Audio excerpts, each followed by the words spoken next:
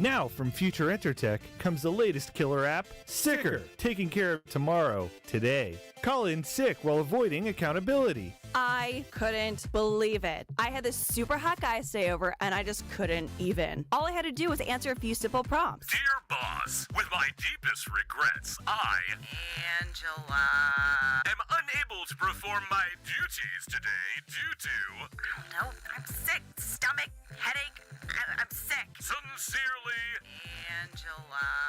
Sicker's patent-pending algorithm is designed to get you a hassle-free day off whenever you need it. I woke up with a case of anal glaucoma. You know, I couldn't see my ass going to work today. Let me tell you, sick is a real life changer. Dear boss, with my deepest regrets, Hey, Johnny! am unable to perform my duties today due to Johnny, you gotta get her here. See what this hand does. Hey, let me get a shot. Shot for everybody. sincerely.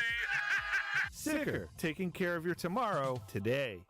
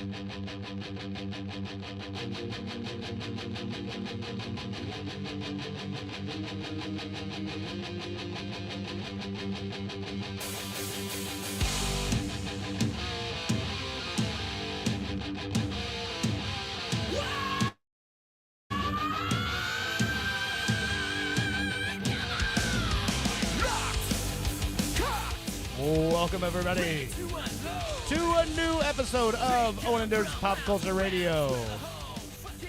As you can see, no Owen here today, but we do have Boston Britt, Hello, hello, hello. and of course, Mr. Bushy. What up? So, this is going to be you know what you're getting when you see the three of us here. We're gonna talk. We're gonna talk a little bit of shit about Owen because that's fun as shit. I got a couple of news stories, some new things that have happened in the last week, and then we're just gonna bullshit and have some fun. So, as always, join us in the comments. Let us know if you're listening, what you want to hear about. If you have any comments to add to the show, jump in the comments. Of course, if you're listening on the podcast, not live right now, always shoot us a message at pcradio69@gmail.com if you have anything to add to the conversation, or if you want to hear a topic that we haven't talked about brought up on the show next week. So, that being said, how's everybody's week been? I had 2 kids this week.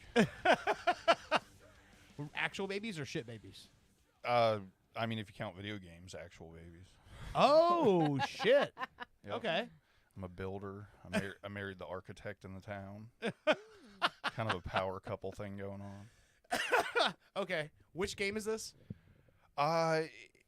It's funny. I didn't think about going right into this, but fuck it. Why may as well. So I think I told you guys before I was playing the Ghost Recon open world. Yeah. And that was cool and everything, but I got to the point I was playing it on extreme difficulty and had almost made it through the game for a second total time. So it was like 8, 9 o'clock in the evening, and I'm like, I got the Game Pass, so I'm just looking through stuff.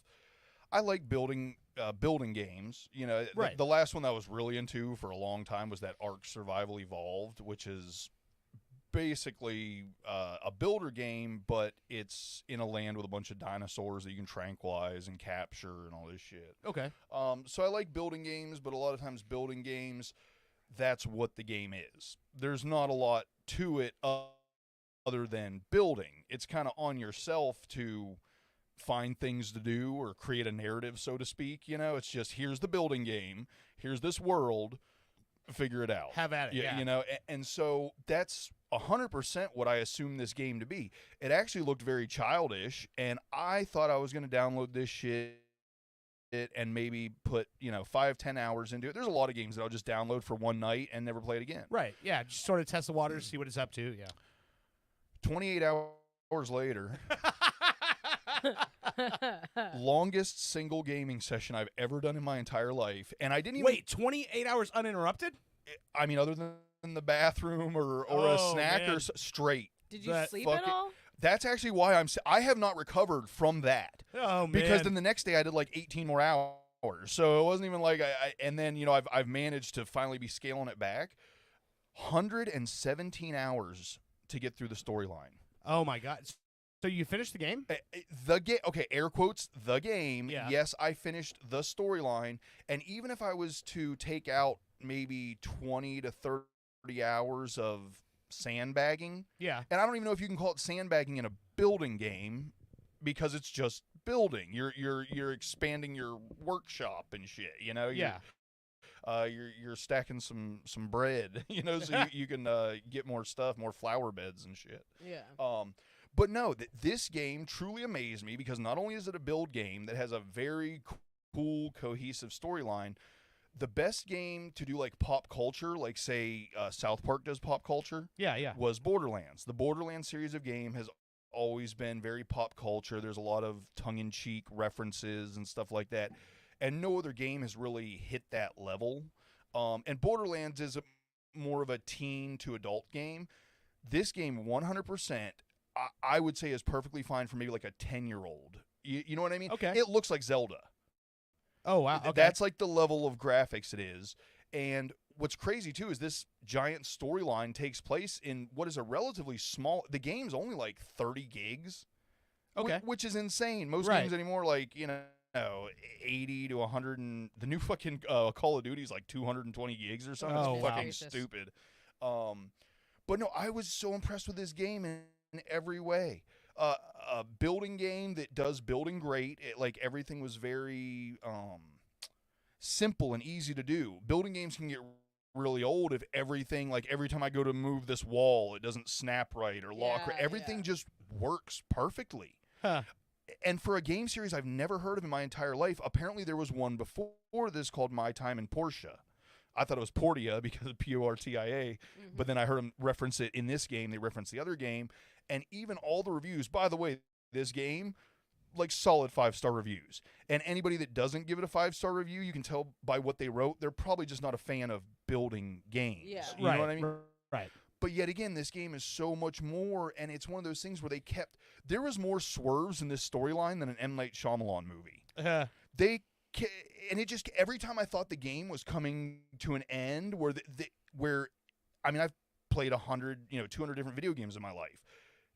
There's a feeling, you know what I mean? You're like, oh, I'm almost done because I've built everything except for this last level of shit or something. Or oh, just the way they're talking, you can tell everything's coming to a head. And it just kept going. And then another thing, and it's terrible because at this point I've pumped up this game so big to like all the people I know that I'm afraid I'm going to kind of ruin it. Yeah. And and then it goes as far as, like I said, it's a game that could 100% be a child's game.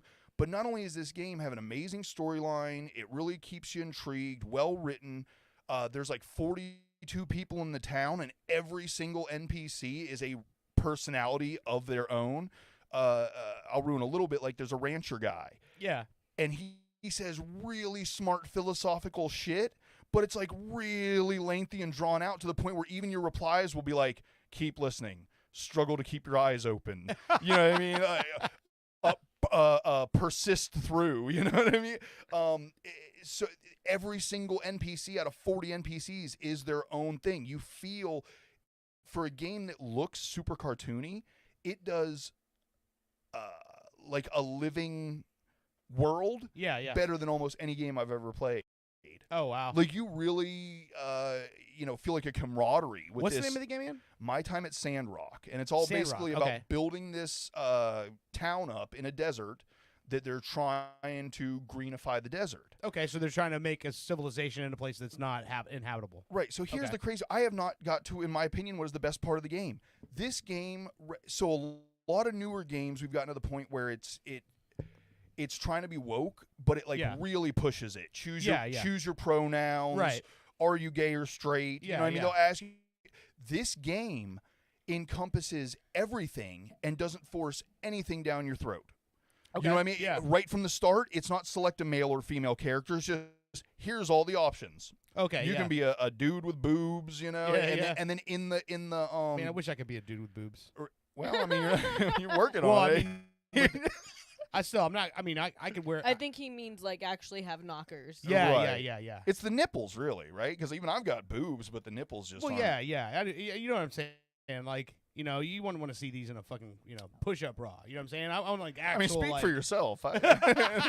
Actual like fucking hangers. You I know what might mean? want to. We just do a handstand. Oh my God. But no, this game is so amazing at like, I told Zach, I was like, this game is a group hug of a game. That's awesome. It just makes you feel good. You're part of this community. You know, you're trying to do good. Everybody is positive. They address like all the real world stuff, but nothing is actually said. It's like, you know, that a lot of the game is basically like the golden rule. yeah, But yeah. they never, reference it. Or it's just conveyed. It just is what it is. Right. Yeah. So the game, and then it goes in the depth of, like I said, it's really could be a child's game. You know, everything looks very childish, very, very cartoony. I think it's probably rated, E for everyone, if I had to guess. Yeah. But then they have jokes like hidden in about like sovereign citizen. There was a part of the game, and I don't really want to spoil anything, but just to give an idea of the depth of the humor and things that a lot of people wouldn't pick up on, especially children, there's like a bounty hunter at some point that's hired. Yeah. And he's going around town fucking with everybody. Everybody's a suspect in this guy's eyes. One of the little encounters you come across is the dude and his wife, and she's yelling that the husband's name is Ryan, but she calls him Riri. And and she's a little Asian lady, and she's yelling at Riri, we weren't driving, we were traveling, and then the next line is like, are we detained? Because if we're not detained, we can leave. You know what I mean? It's like, that's funny. Am I detained? Am I detained? Right. And I mean, to put that kind of, those kind of lines and jokes into what is essentially like a child's game, fucking amazing. I give the game a 9.5 out of 10. Like, it's fucking awesome. My That's time at fucking great. Sandrock. Yeah, that's something definitely. I got to check that out. Is it a phone game? No. This is I think it just came out 2023. Is it a console game? Yeah, console game. Okay, awesome. I believe with it only being like 32 gigs or something, I imagine it probably ports to like handhelds. I don't know that for Okay. sure. I don't Yeah. know what all systems it's on or anything. Okay. But my sister only does the Switch. Yeah. And I think she said she found it. And she's got it. Okay. Yeah, so she's going to start playing. We attempt to teach Jackson how to play video games. So I'll like put the Legos on and be like, yeah, you gotta smash all this and you gotta, collect all the coins so that way you can buy people and the vehicles and the dinosaurs. I'm doing Jurassic World right now. Right. Jurassic Park. And he doesn't get it like whatsoever. He's just like doesn't understand to jump or move or do anything. So we broke out Mortal Kombat. Okay. We let him pick his character. I picked my character.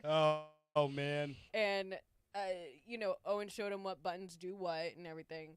So he knows how to move forward, back. He knows how to punch and kick and jump a little bit. But he beat me a couple of times. But I will tell you, I was trying. Like, I had no mercy whatsoever. That even when he, like, says, okay, Onin, I don't want to play anymore. Here's the controller. I fucking beat the shit out of his avatar. I was still doing all kinds of moves Yeah, on it, and he died. I think Owen told me that Yeah. even though Jackson walked out of the room, you're like, a win's a win. Fuck this kid. Exactly. Yeah. No mercy. Boom, boom, boom, boom. Which is absolutely fucking true. Yeah. A win is a win. But he's cute when he does it. He's like, ooh, yeah, I'm doing good. And, like, some of the wins that he got, I was like, how the fuck did that happen? Like, I was winning that, and I'm mean, dead. fighting games are notorious for, like, the better you actually are at it. If you fight somebody that has no idea what they're doing, you're screwed. Yeah. It's just the timing doesn't make sense. It's a nightmare.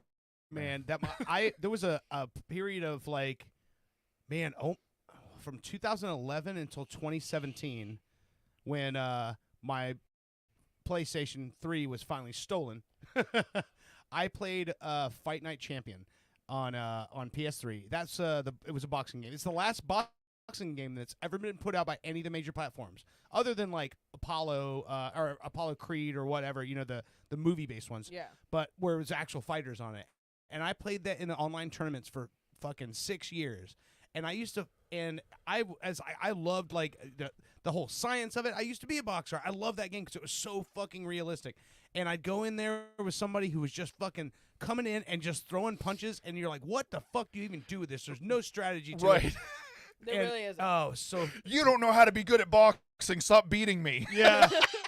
No, I know exactly what you're talking It about. sucked so bad. I hated that shit. Well, I button jam as much as the kid does, and he's still, you know, like catching me, and I'm like, I can't even defend myself. I'm like, how the fuck do I defend? Yeah. I can't imagine the true terror of 2 button mashers like playing at the same time. It's Oh man. Well, pure I know lunacy. they had like a Mortal Kombat mixed with Batman characters. Yes, at it one was point. DC Universe versus Mortal Kombat. And I have that game. I had it at one point, and I absolutely loved it because I loved playing as Joker.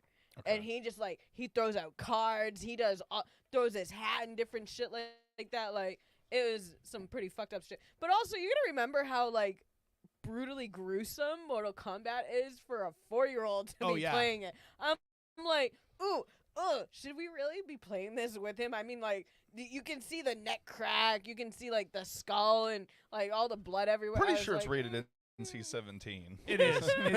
It's TVMA. Like they're Oh, yeah. they are? Oh, Okay. those games are yeah because the fucking fatalities in those newer games have gone to a point where it's like graphic, like this is like slasher horror movie Well, shit. but like she's saying, it used to be just the fatalities. Now it's all the fighting. They've got the whole Yeah. X-ray. Yeah. So there'll be like 4 fatalities during like the fight.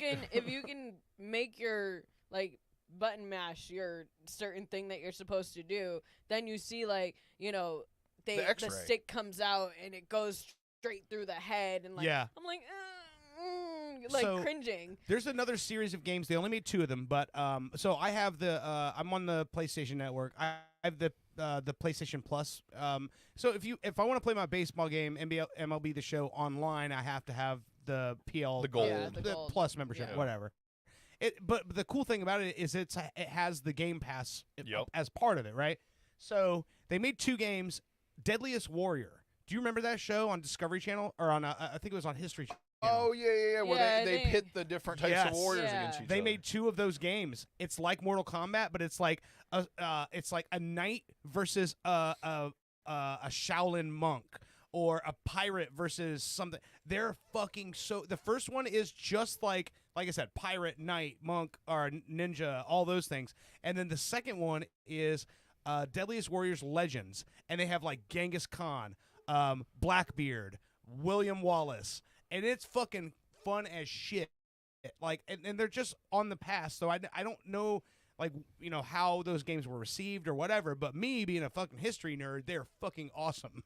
And like, the thing with the pirate is, like, pirates had guns. Right. You have a fucking pistol, but you only have a certain number of shots. So if that Most of them ninja only have flips the one, fuck out of yeah. your way, then you're fucked. And now he's coming at you, and your peg-legged ass is trying to get out of the way.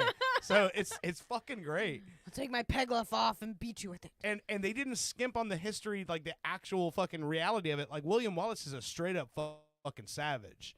And like it's so crazy, like some of the like details they put into it. And I'm sure that game probably is only popular with fans of the show and history nerds, and that's it. But it's fun, and it's on the the Game Pass. So if you're interested, jump on. It's fucking fun. It's crazy how many games are actually really good games that don't. It's like music. It's the same thing with music. Yeah. There are some songs out there that nobody will ever hear that are just as good as the most popular songs out. You know what I mean? Yeah. And it's the same thing with games. That's why I felt the need to bring up this My Time at Sandrock. Honestly, if you guys seen it, it's even a little embarrassing unless you were to actually play the whole game and understand how good it is. It would be like you know, a Pixar or a DreamWorks movie. They're made for kids, but they're also made for adults. Yeah. So I'm sure if anybody's seen me playing this game, it looks really funny. It looks like a little child's game. It's Yeah. almost embarrassing to admit it. but the game is so good. I don't care. Like it's like, you know, a storybook you've never heard of, and then you read it and find out it's this amazing novel. You know, That's awesome. Yeah, and you know the thing about a lot of those games. So the Game Pass is one of the ones where on any of the because I think Mandaddy from Gargamel, friend of the show, he's on the Xbox version of it, and he tells me all the time he found a game. He's like, I was just browsing for something, I just put in a keyword, found a game, you know, trusted the rating on it, jumped in, and he goes, and I've been playing it for a week now. So that's the cool thing about the Game Pass thing is it used to be like when we were kids, you get a new game and you play that fucking game for fucking ever until you can afford to buy a new game. And now with that, it's like the Netflix of fucking games. It's the coolest shit ever. Like, I go on there and find stuff all the time that I'm like, I never would have thought, but I'm like, it's such a, like, decompression, like, game changer. And speaking of that, I don't know the name of the channel. I'm going to have to ask Heather. But so I came home from work yesterday, like, it was one of those days where I'm like, I'll kick a baby in the fucking teeth right now. One of those days, right? And she had some fucking channel on YouTube where it's literally this woman who just deep cleans things. She's just like doing a deep clean on her house, and she's telling her method of like left to right in 3 stages, from the walls to the countertops to the floors. And I was like, all of a sudden, completely disarmed, just fucking chilling out, watching this bitch fucking clean a house. And I'm like, holy fucking shit. I'm not fucking stressed anymore. I'm not pissed off. I'm just fucking watching what she's doing. I'm going, oh, that's a great idea right there. She's cleaning her husband's office. She comes in with a laundry basket, clears all the flat surfaces into the laundry basket, puts the laundry basket out of the room, cleans the room, comes back in, goes through, organizes what's in the basket. What is this? Why does it need to be in here? Does it need to be in here? Where's the space for it? And like, I was like, what the fuck, man? Why am I so fucking glued to this right now? It reminds me, not to steer back to video games, but there's a couple series of video games that I have not gone down the path of yet. I feel I'm about 5 years away, okay? Yeah. There is Farming Simulator. Ugh. Oh, yes. And then even deeper than that, which really, I'm like, how the fuck could anybody play this? But I think it's exactly what you just explained. Pressure Wash Simulator. Oh, man. There is a video game that is just pressure washing shit. and that's the only thing I can figure is it's like some kind of relaxing zen moment. I don't know. If I was going to do that, I would think I would actually want to go pressure wash, you know, and actually when I was done, stand back and go look at what I did. But I don't know. I imagine it's probably relaxing. I sometimes find cleaning to be relaxing, especially after like a fight with my mother. Well, what I assume, and I could be wrong, never played it, but I imagine it probably is more obviously than just pressure washing. Like I bet you the ambient music is really nice. You know what I mean? And, right. And so I'm sure there's more to that. Every time I do finally relent and play one of these games, I'm like, oh, that's stupid. I'll start playing and go, oh, I could see where that's, you know, interesting or relaxing. Then you wouldn't like my music when I clean. Because it's mostly like corn and like angry music, so angry metal. Which is funny because you probably look at us and we probably listen to exactly what they would think. I listen to R&B, like 90s R&B if I'm cleaning. Man. So the name of the YouTube channel is called Clean My Space. That's what it is. And it's literally just like this lady like going in and she's like, she gives tips on like how to, you know, certain spaces and how you would attack that specific space for cleaning. And it's ridiculous. And she has 2.1 million subscribers, 970 videos, and it's literally just pro cleaning techniques you need to know. All the bathroom cleaning tips you'll ever need. 12 rules for a cleaner home. How to clean floors, hardwood, laminate, and luxury vinyl. Like, it's literally all of her videos are her just like showing how she does it because they run a cleaning company, and it's ridiculous. But I watched like an hour of it before I was like, what the fuck am I doing right now? I would say it falls right in that like documentary vein of stuff though. If you like education of any kind, you know what I mean, then it's just right, yeah. You could look at it that way. It has nothing to do with cleaning. It's about learning stuff you don't know. Yeah, I guess I could say that. But I mean, when did she start doing this?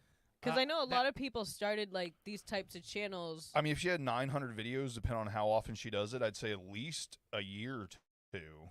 Well, I was gonna say a lot of these channels Well, like 900? showing. No, you're probably a couple years. If I I was guess. gonna say maybe 2020 when we were all stuck in our homes. A lot of Yeah. people started the "let me show you how I do things," whether Right. they actually like have a business doing it. Like if Dirt was gonna be like, "Okay, I'm stuck at home because it's the pandemic. I'm gonna show you how to build a guitar. What do you 2016. start with? Yeah. So on and so forth. You know." Oh, she's been doing it a minute. 2016, yeah, and they have their own line of cleaning products now. But yeah, that's crazy. They have 308 million views on their channel. Wow. Oh. But I mean it's nuts. Like it's all fun fact. I hate cleaning, which is why I'm so fast at it. Well, that's like my dad always used to say. He worked for Harper Plumbing back in the day, and he was apparently the plumber that he got paired with. He said was this big fat guy, sat on a bucket all day, basically just told him, what to do and stuff. And he asked that guy's boss one day, "Hey, why do you keep so and so around?" He goes, "You want to find the fastest way to plumb something? Find the laziest plumber you got." And apparently the guy was actually an amazing plumber. You know what I mean? He had just gotten to the point where all he did was tell people to do stuff. But That's awesome. I always liked that saying. Yeah, it was just weird for me to like because I mean, if I have a choice between any form of entertainment, documentary or docu-series is always the way I'm going to go, because that's just I'm at a point in my life where like the real shit is crazier than anything you could write. Oh, it definitely is. And I love like good, like, I love something that's well made and well written, and I hate the fact that I'm such a fucking like stickler about shit, but like there's a lot, like I don't watch a lot of action movies, not because it's like not my when I was a kid, like I lived for that shit. Now it's just like when I watch it I'm like but most of them suck anymore. but like we just watched the first season, and it was from I guess 2022. I didn't know about it, but a show on A&E called Inmate to Roommate. It was a whole like 8-episode season. We watched the whole fucking season, where it focuses on like I think it was 5 different families where they were inviting an inmate that was getting out of prison to come live at their house, and a couple of them knew the person in a roundabout way. They were like, "We're not really friends. We haven't really hung out before." But this one guy, he's like, "This guy's dad like taught me everything I know about hunting, and this kid's been in trouble with opiates and all this other shit. And he was a heroin addict and all that." And so he's like, "I've only talked to him a couple of times, but I'm doing this because of his dad. His dad had passed away." Or one lady was like this Church of Latter-day Saints family. She started writing to this guy when he was in prison because of a prison pen pal program or whatever. So she invited him to come live with her and her husband.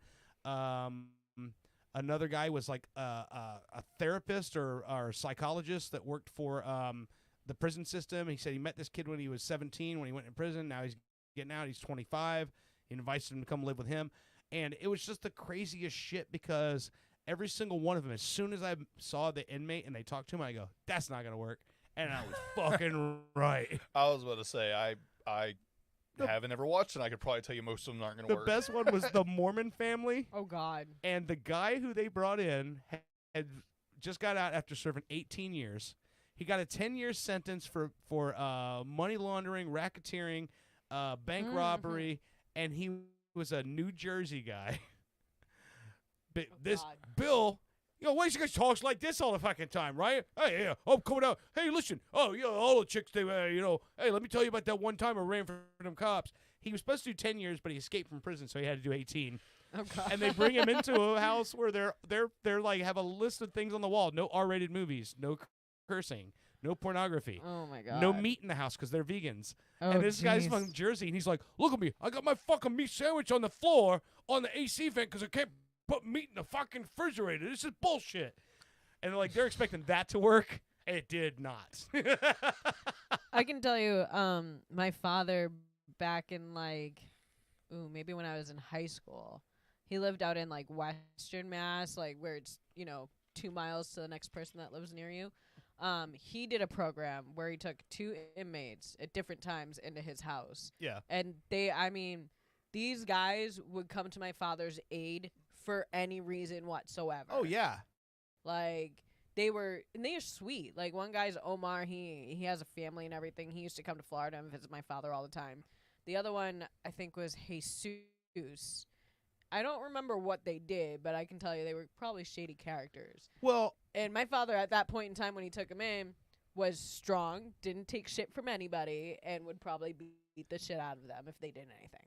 what made it not work in the situations where it didn't work on this show was people going in with this whole like holier than thou sort of I'm going to save this person idea. Yeah. Number one. The second thing that didn't make it work was people who overloaded them with rules. Yeah. That didn't work. Why do you think they're in prison in the first place? Not good with Exactly. rules. You Well, got not to mention, if you're getting out of prison, what's the number one thing you don't want to You put don't up wanna with? You've deal been with putting up with for rules. fucking Yeah, 18 years. exactly. I mean, if anything, put like you're not getting back in the house after a certain time. right, Like right. don't expect to come in at 4:00 in the morning hammered out of your mind and waking up my kids or something like that. I can understand something like that, but like you can't have certain food.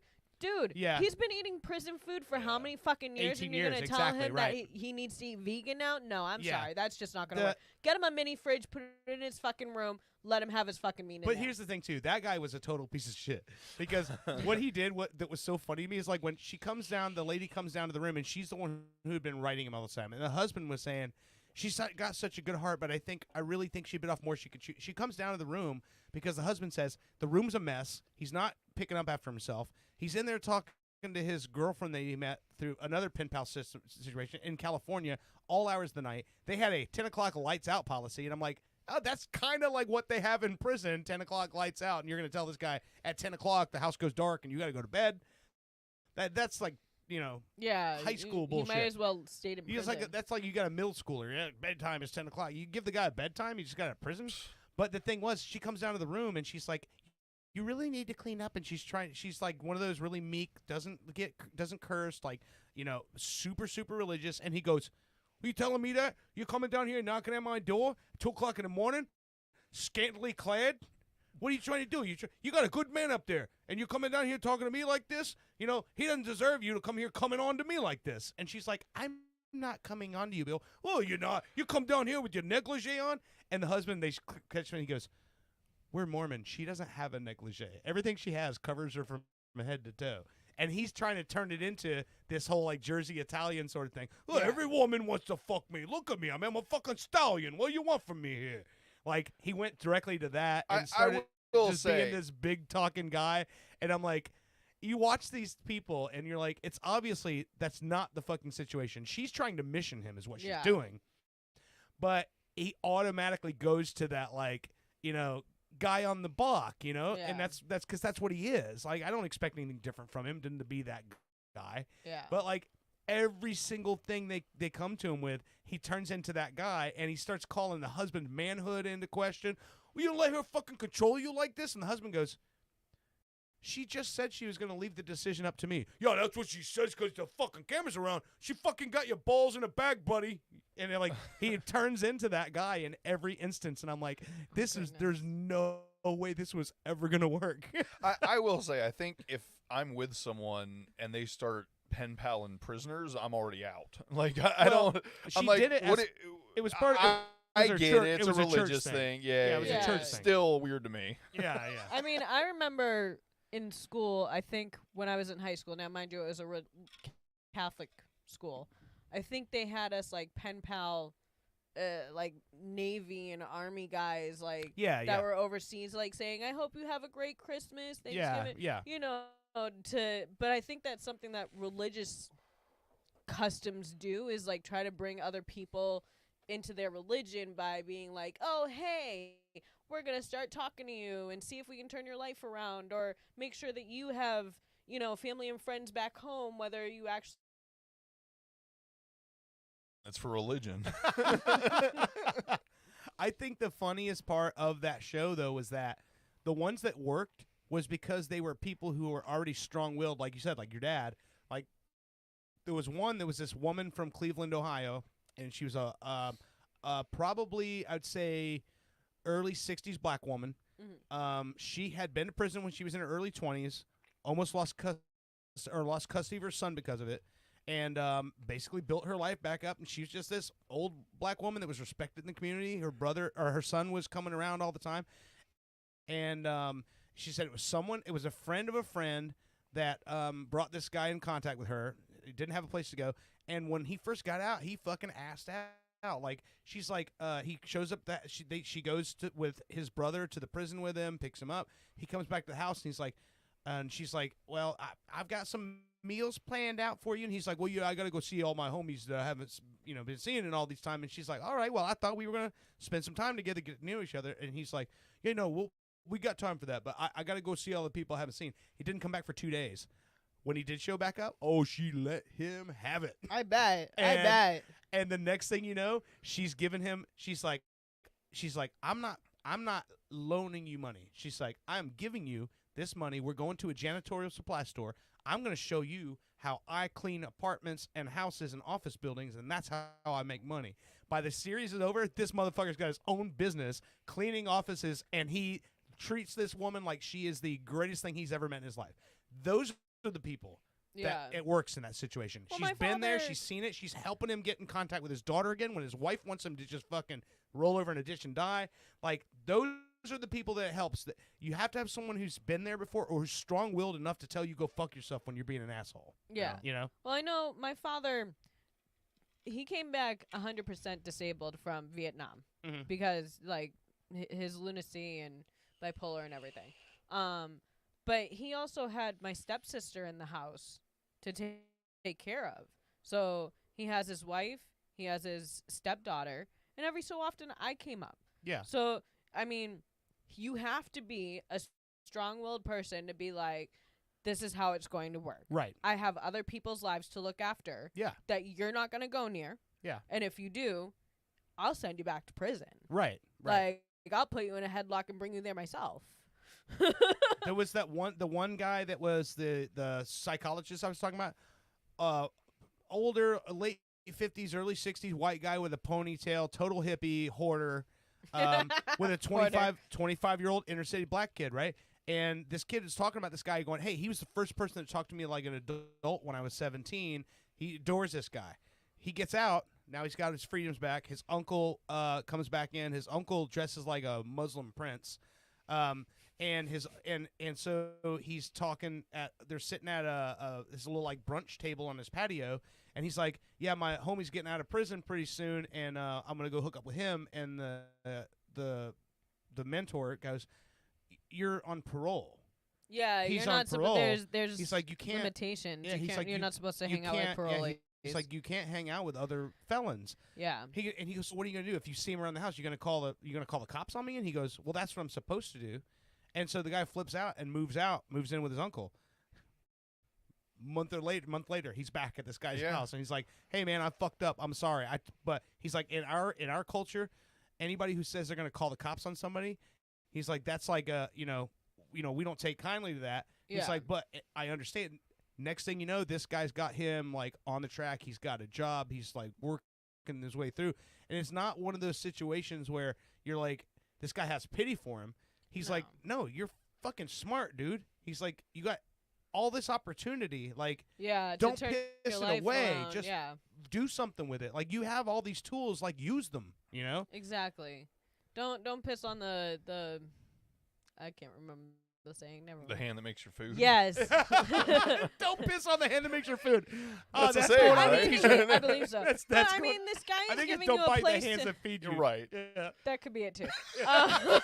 Maybe. But, like, this guy is giving you a brand new life and a Yeah. brand new start. Yeah. Why bring in, like, people that put you down or... People that don't support your cause. You know? I mean, me, in every relationship other than this one that I've ever had, I mean, you can look at most of them and be like, oh, okay, she was a sucker. Like, she wanted to help that person. Yeah. That's the reason why she was in the relationship with them. Like, they were sleeping on the floor in a room when they made the money, and the brother didn't make shit for money and is living in a king-size bed. It took me 20 years Like- to realize part of the reason I'm probably still single is because I wasn't experiencing anything that needed fixed. You know what I mean? Like I'm not some project. You know, I was just. Well, I've given I've given money. I've bailed boyfriends out of jail. I've put them up in houses. I've dated women who bought their ex's cars, and I'm like, damn, I missed it by like, you know, one relationship. If I was one I've relationship bought earlier, drugs for I'd have a them. car. Like, I mean, I've paid off their drug dealers. Like, I have done everything for the people that I thought that I wanted a relationship with. But like, I've come to the conclusion that I'm better than that, and I need somebody who meets my intelligence and, you know, need for love and wants a real family and a real life. Yeah. I know what you mean. Not somebody that I need to fix.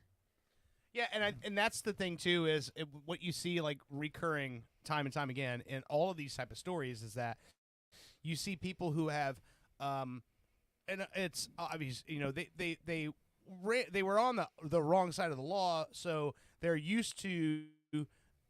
Like the one guy was saying, he's like, I'm gonna find a job where I make $2,000 a week, and she's like, that's not possible. That's not realistic. Yeah. So then what do they? Oh, well, I used to do this. Yeah, but that's what got you in prison. So you got someone who's trying to tell you, like, hey, look, I have a connection at this real estate company. If you'll go, just come with me, meet this guy. This guy wants to put you to work, and he wants to teach you a trade or teach you how to work in this business, and then maybe 3-4 years down the road, you'll be at that mark. Where you're making these guys are like, no, now. And it's like, it's addicting. I know. It's very difficult when you go from making, $1,000 to $2,000 a day for no physical labor. Right. And then people tell you you're going to work 8 hours, for a couple $100. It's hard to 100%. swallow. And I can get that. Before I moved down here, like, I wouldn't get out for less than $100 for 4 hours. Right. Like, some of my gigs, I would work an hour, and they would charge a 4-hour mini, which means I would get $100 just for working an hour. Yeah. Like, I mean, I'm sorry. I was a spoiled bitch at that point. No, when I it can came get to that. money. I get that. Yeah. I can make $10,000 in 2 months, and we'll even spend do it like it's nothing. I came up, I either worked for myself or my parents for most of my early life. So I was used to even just working for a week and getting a few grand, but working for a week and then finding out you get like 200 or 300, or you get maybe $400, and then after taxes you get like $250.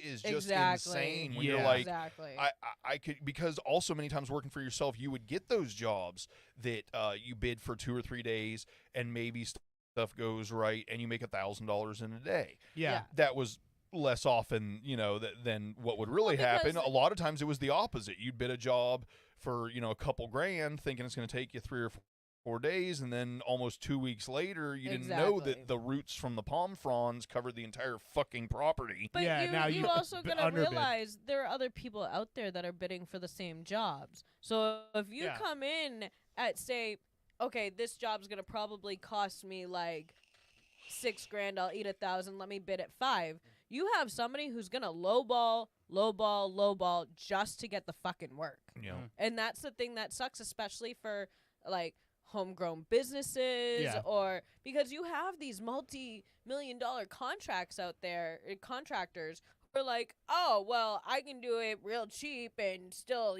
have it done in a week. Like, it screws people. Well, as much as I get mad and I say that my back, basically put me out of my tile business, at the same time, when I started my tile business, it was paying like $1.75 to $2.25 a square foot for tile. By the time I got out of my tile business, you were lucky if you were getting 79 cents a square foot. Yeah. And, of course, things don't get cheaper over years. So I might have ended up out of the business anyway, regardless of my back, just because the prices just kept going down. Oh, yeah. Well, the other thing is that I come to the realization with not just, like, the electronics we have in our house, but the houses themselves. The newer you buy, the more problems it has, unfortunately. The older houses, you might need to update the electricity, maybe update the plumbing and stuff like that. But the structure, sturdiness of the house, it's not going anywhere. And not only that, but all the little quirks of a new construction home have already been someone's already come across that and it's been fixed at that point. But yeah, new construction, you're gonna have stuff where it's I just personally in Florida, I don't understand living in not a block or brick home. You know what I mean? Like Yeah, a I straight don't up get it wood frame either. home with fucking stucco and everything. No. To me, it's just not It's not a secure feasible. structure. You know, We have And I so mean, many different kind of weather combinations down here. I mean, it's that make feasible no because we've sense. got more. You know, we're at a point. I believe we probably have more wood frame and stucco homes than not. You know, with all Yeah. the new construction. yeah. Well, and all the apartment complexes are all wood frame. Yeah, Yeah, but it's but crazy. going back to what you're saying, those places have a lot of water problems and But and our stuff, you know. townhome, we had to get a lawyer to break the lease because they wouldn't fix the leak that was coming through the roof into the house that was flooding our entire kitchen. That was causing mold. We were breathing in toxic mold. I think I told you guys I had a real bad feeling about that place when I seen that the master bathroom shower was a rectangular shower and they put the rounded Yeah. garden tub shower curtain on it. You know what I'm talking about, Yeah, Dirt? yeah, The one yeah. that bows Yeah, out yeah, like, yeah. you know, yeah, 8 and inches. all the water would go on the floor and everything. There was no way to weight it down. The Like it only- was stupid. The only thing that's designed for is the tub that is shaped like that. Yeah. They Right. put it on a rectangular shower, so their shower curtain was 10 inches out into their bathroom It was directly so onto the floor. fucking stupid. And the shower pan was one of those cheap fucking prefab PVC Yeah. like put up showers. So the curb was only like 2 or 3 inches tall. Yeah, it was so Oh fucking my stupid. God. It was horrible. That's awesome. Second And- floor, by the way, second floor. Yeah. Like there were no bedrooms on the first floor whatsoever. All the bedrooms are on the second floor. They didn't have the windowsills with anything on them, not wood, not marble, whatever. So my son, of course, takes like some of the football players that Owen has hanging on the wall and just made holes in all of that fucking shit. Oh I'm yeah, like, it's just drywall. They don't actually put a they- sill or they don't even- anything. they're like, Oh, man. I mean, that place, like, it was nice for the time being for us to get into somewhere quick because he just sold the house and we needed somewhere quick to Yeah, go. yeah. And I love Owen to death, but sometimes he's much of a procrastinator when it comes to things. And Oh, I'm yeah. like, we need to start looking. We need to get we need to do that. Yeah. No, this is why I have no patience sometimes and I want to get things done quicker than he wants to. But he, like, will sit there and be like, well, you know, Some I people would call it will." doing things at a comfortable pace. At a medium pace. But no, so we needed to get into somewhere quick, and they took our credit. Our credit was kind of horrible at that point in time, and there was a way to like get help with the rent and different stuff like that. Because the rent was $29.95 plus the dog fees every month. Yeah. It was absolutely retarded, and we don't even have like a real backyard to put the dogs in because they didn't put up any fence in between the fucking backyards. Yeah. I was like, this is Well, ridiculous. those units were only like 6 inches apart. Like it. Oh well, yeah, but and that's the other thing is you could hear everything within the walls. Like they didn't do any real fucking Yeah. volume type shit. sound dampening. Yeah, No, but like the fucking joint you guys got now is fucking great. oh my god, it's so nice. Like I barely hear stuff from outside. We talked about it last week on the show. I played the video of when I pranked Bushy with Granny Yeah, Slater. but just Yeah. overall though, that house, great fucking layout. And- Yeah. and Oh, the yeah. biggest thing in Florida that I swear I've never met anybody that even mentions this when they're buying a house, and it sounds funny. High ground. Yeah. It is, as someone who has been in a lot of construction and Oh, done yeah. land clearing and building house pads, you don't want to buy a house where they paid 10 grand to bring in dirt because they got to fill in the swampland. Hey, fuck you. Yeah. But no, being up high, like I can tell you, when I like would go out front to smoke in the morning, there was a nice breeze. Like it was still hot Right, as you're, fuck. yeah, no, but you're Yeah. up above but all there's the such a yep. nice breeze right there that just you get hit with. I mean, Yeah. no matter how hot it is, you could stand on our deck and there's still like a breeze coming through. I actually didn't even think about that aspect of, but you're absolutely right. You're up above all the stuff blocking what would normally take your breeze away. Mm-hmm. Yeah.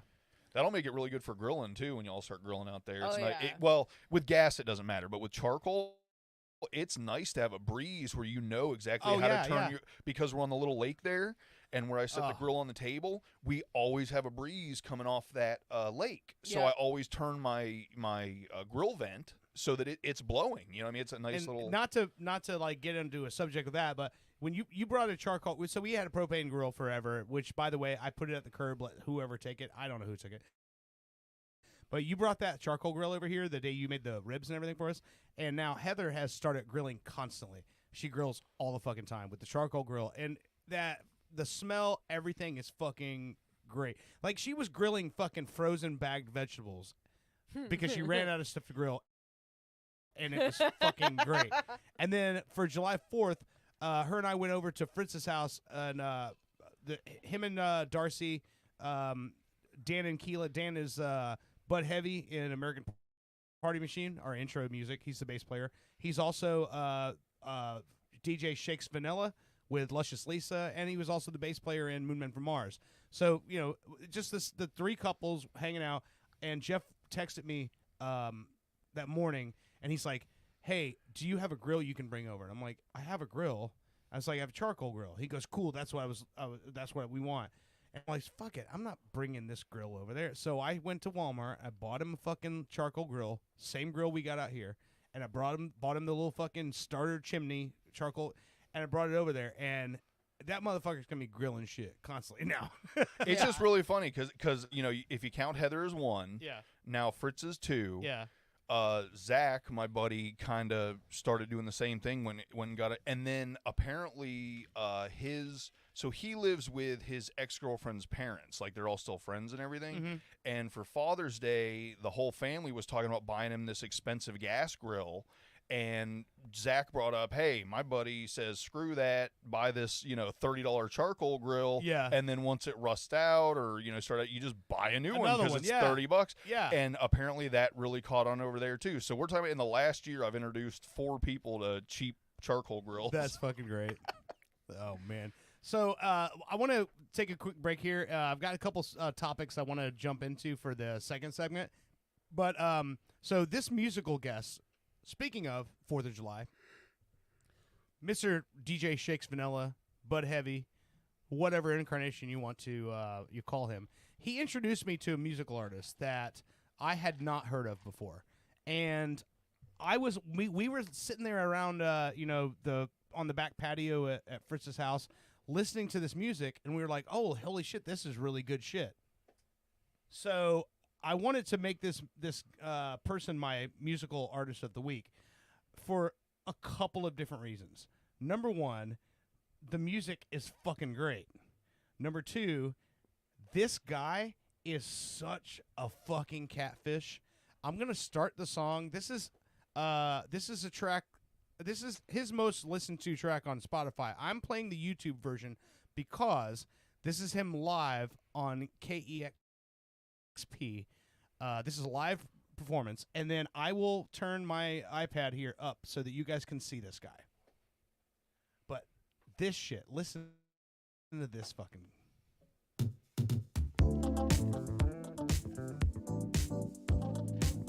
I like anything in that yacht rock vein. Yes.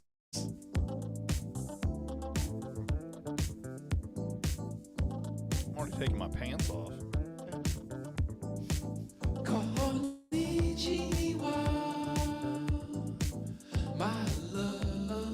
Say konnichiwa.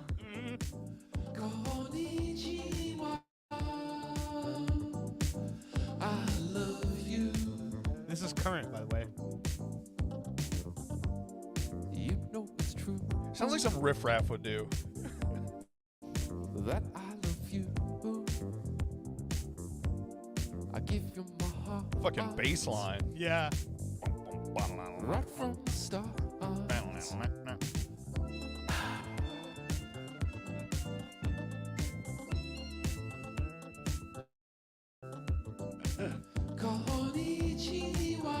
Okay, so this is Donnie Benet.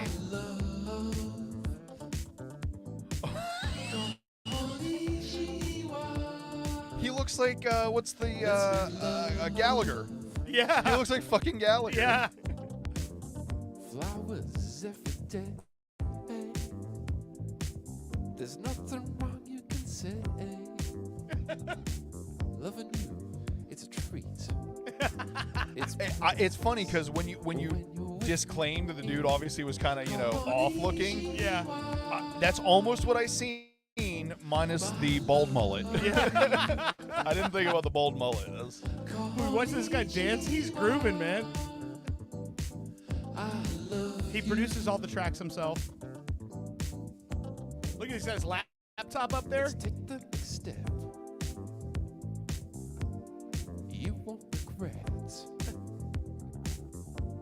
our new life together. Our love soft So as Donnie Benet is going to be our musical feature for this week. But I love the fact this guy gets up there not giving a flying fuck. And This just smooth ass fucking yacht rock jams, man. This is thrift store David Bowie. Yeah. All right, let's take a quick break. You're listening to Pop Culture Radio.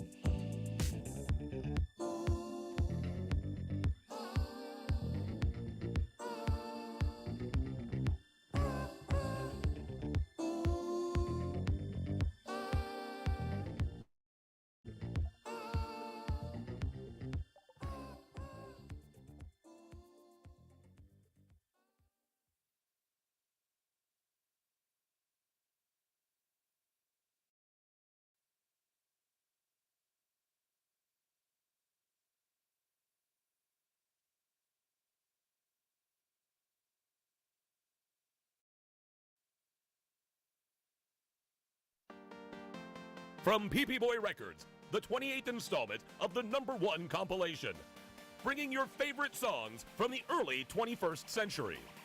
Now that's what I call dubstep. Featuring artists like DJ Schmutz, Duckhead, 28 Punch Monkey, and Andy Templeton. For example, who could forget this ditty? And of course, this heartwarming toe tapper. Do you remember dancing with your best girl to this one? It's a blast from the past, from your bar mitzvah. Nothing says Mazel Tov quite like this.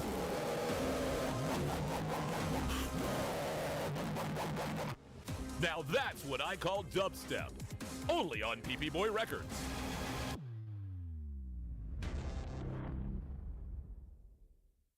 The Blackwell Building, Wednesday, 9:15 a.m. Why are you standing so close to the printer? The paper is so warm when it comes out. Oh, thank God. I thought I was the only one. Oh, this place is freezing all the time. I know, right? So I'm not the only one? Ladies, if you have time to be standing around, you certainly have time to be working. Don't you have anything you could be doing right now? Yeah, like maybe have a core temperature of more than 65 degrees. It's so cold. I can't type.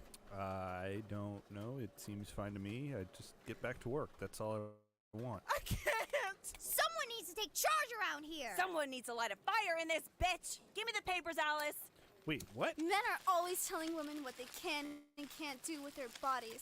Now they have a stranglehold on the AC. Hold on. The thermostat is right over there. Literally, I can see it from here. It's 20 feet away. I have no control over that. Oh, right. It's always somebody else, never you, Harold. Smash the windows! You guys realize this is a felony, right? My nipples could cut diamonds, Harold. Diamonds. Like, you're going to jail, or at least there's a hefty fine. I'm cold as hell, and I'm not gonna take it anymore.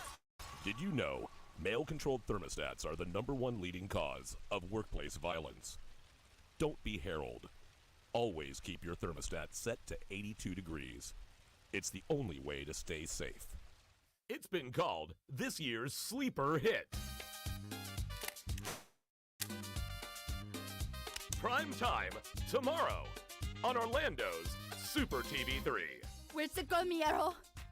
I'm afraid you'll have to try a little harder, Hernandez. Where did you pull her?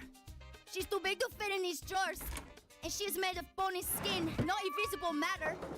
So I'll be standing right here. Very clever, detective. But not clever enough. ¿Por qué, Miero? She's just a girl. A closet-sized girl. Dios mío, there's a closet door right here. Oh, no. No, don't open that door! Carrie DeLipschitz and Jim Mahoney star in Milfada Hernandez, Detective MILF. Only on Orlando's Super TV3. Hurricane, but her won't on my watch. I'm pilot Anthony Migliardio, founder of the only socially funded company that destroys hurricanes. Each year, hurricanes obliterate lives, property, and taxpayers' money. But I can solve this problem. Her won't stops any hurricane in any error-prone computer projection by detonating one simple, safe-tested nuclear bomb in the very center of the eye of the storm. Sound risky? After serving despite a dishonorable discharge, I've managed to sneak out with this bad boy. That's the sound of a 40-year-old floppy disk loaded with top-secret codes. Stop listening to phony pseudo-scientists of climate change, and let's take back our planet. Only with her won't. Mr. Migliario will neither confirm nor deny the possession of top-secret nuclear codes. Her won't. Patent pending, not endorsed by the Better Business Bureau. Mr. Migliario pleads the fifth. Sunday, we bring you the first politically correct monster truck rally. Unless, of course, you find that to be inconvenient, in which case we'll have a matinee on Tuesday. Featuring such non-offensive sports vehicles as appropriately sized foot, mild-mannered canine, funeral service worker, and son of funeral service worker, who, although slightly younger, still gets paid a living wage. And current DC Truck Rally champion, I'm okay with our country having a black president. Price admission includes the entire seat, but you'll only need the edge. Sunday. Try to respect the wishes of our neighbors and keep the noise down.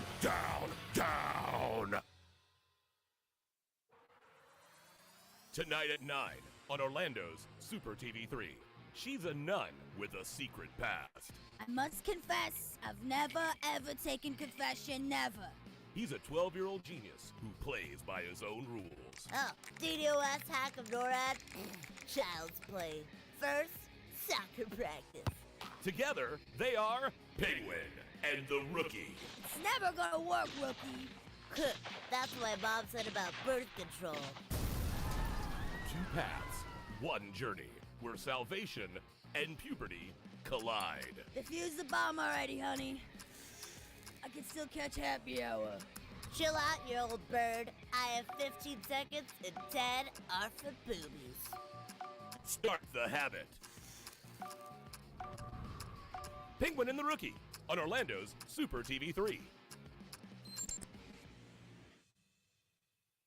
Now from Future Entertech comes the latest killer app, Sicker, taking care of your tomorrow, today. Call in sick while avoiding accountability. I couldn't believe it. I had this super hot guy stay over, and I just couldn't even. All I had to do was answer a few simple prompts. Dear boss, with my deepest regrets, Angela. am unable to perform my duties today due to... No, I'm sick. Stomach, headache. I'm sick. Sincerely, Angela. Sicker's patent-pending algorithm is designed to get you a hassle-free day off whenever you need it. I woke up with a case of anal glaucoma. You know, I couldn't see my ass going to work today. Let me tell you, sick is a real life changer. Dear boss, with my deepest regrets, Hey, Johnny! am unable to perform my duties today due to... Johnny, you gotta get her head. See what this head does. Hey, let me get a shot. Shots for everybody. Sincerely, Sicker, taking care of your tomorrow, today. The war on vending machines is hitting closer to home. It's hitting the workplace. Salutations! My name is Dr. Patience McCracknuts, PhD. Reap the benefits of healthy living with Dr. McCracknuts' line of tasty vending comestibles. And because Dr. McCracknuts knows a thing or two about those mid-afternoon doldrums on lethargy, we have started dispersing vitamin B12 syringes in all of our vending machines. Lift your spirits and carry on, ladies and gents. Your hunger just met its worst nightmare. Dr. McCracknuts. Coming to a vending machine near you. Just in time for the political season, PP Boy Records presents Ragtime Election Time. a collection of only the finest political parody songs featuring Killary and the Clintones with their version of the Deleted Emails Blues. The deleted email blues. Thank you. and the hit single Trump Dumps by the Trump Tonights. I'm in the dumps because today Donald Trump's got this election all in a spin. I would be remiss to not mention the Bernie Sanders should have been nominated with their smash hit, Bernie Sanders should have been nominated. What's got you so agitated? What's got you so agitated? What's got you so agitated? Bernie Sanders should have been nominated! Ragtime election time, only on PP Boy Records. Get political with funny. Education can be the most important decision of your life. So why not invest your life savings on one of the best? Altamont College. Welcome home. This above-average college will help you decide if college is your calling, whether you're a doctor or physician, a farmhand or otherwise. Altamont College, let us wow you with promises. For centuries, humans have pondered their place in the cosmos, waiting for proof of alien life. Until now. Wow. Are you watching this? Hello, testing. Incredible. Incredible.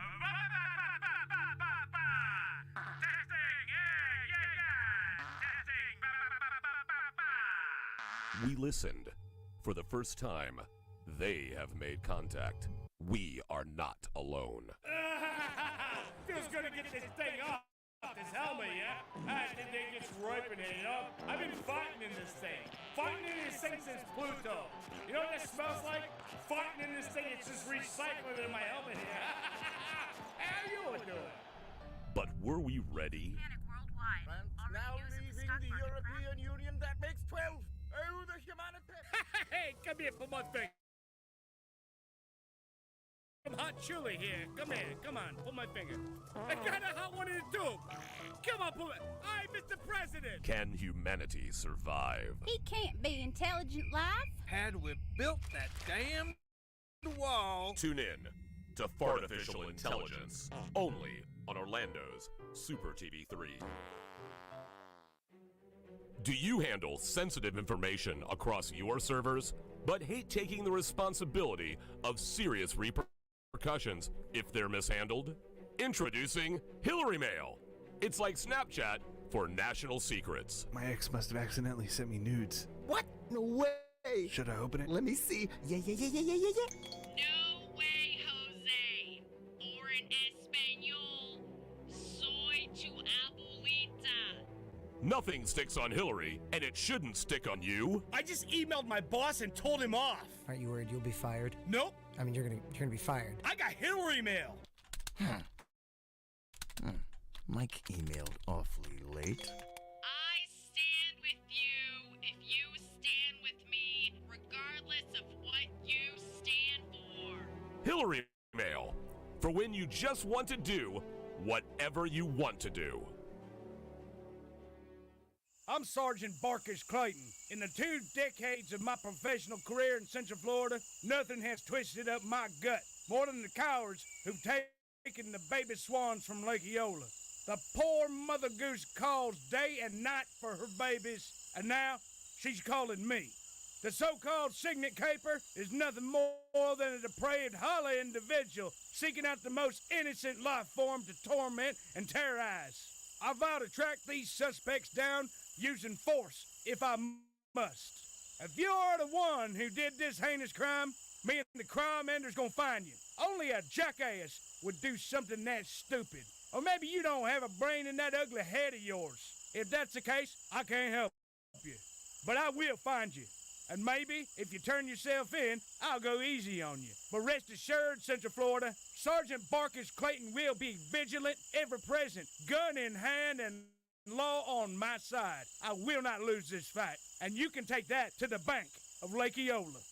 You've seen the phenomenon of making a murderer. Now it's time to go a bit deeper. Super TV 3 now brings you Making a Shoplifter, the documentary tale of a man accused of an unspeakable crime. Hey, hon. I'm sad. Oh, yeah? No. You know, just try to think of the good times, huh? It's been 56 minutes. I still have to pee. Oh. Yeah, they let me go once. I've had a great pop since then. You know you're not allowed to have those sugar pops. No. WrestleMania's next week. Don't worry, okay? Your pops is taping it. Hulk is gonna make a comeback. He's just misunderstood. New witnesses. I saw him with the bag of the buggles. I knew exactly what he's doing. Drama unfurled. I've worked here for 16 years and we've never had bugles. The riveting drama. Have you guys seen my buddy, what got the witch fingers? Been waiting for like 54 minutes. Evidence mishandled. Well, have you tested the evidence? We always test the evidence. Yes, but have you tested it for hot fries? We generally don't test for hot fries. I plead the fifth. Making a shoplifter. Only on Super TV 3. If you think having fun at the sports game is sitting on your hands, you need to call me, Jake Berman. Hi, I'm Jake Berman, and I've been getting under the skin of professional ball players the world over for decades. And now, I want to teach you how to heckle like the pros. Cheering on your home team away from home? Hey, do they just breed losers here? It's like this place is a toilet bowl. Or trying to impress a date? Stop. You are Just so stop. Please bad. stop. You're Just such stop a right now. loser. God, I don't gotta know why go. they even You know pay what? you. Hey, don't call. I'm Jake Berman, and the next time you go to the ballpark, you'll be that guy. Call 415-2399-878-61515. Again, that's 415-239-878-61515. Jake Berman, 415-2399-878-61515. I want you to be that guy. 415-2399-878-61515. Then pound 10. I'm Jake Berman. Hey, I'm world famous radio personality Pinkman. You may remember me from your radio. I'm here to tell you about the newest app craze. It's called Pinky Man Go. Using the power of augmented reality, Pinky Man Go allows you to find real-life objects in the real world. Wow. I got loose changes. It was under the couch. Nice. You can trade that in for Pinky points, and then I can buy chips. Phone chargeroo. Oh my god. It was just there. You just unlocked a side quest. Now go find my phone. Okay. Guys, I just found Carkeezy. Perfect. I'm late for work anyway. Everyone get out of my apartment. Douchebags. Pinky Man Go! I love Pinky Mango. From the makers of Sicker.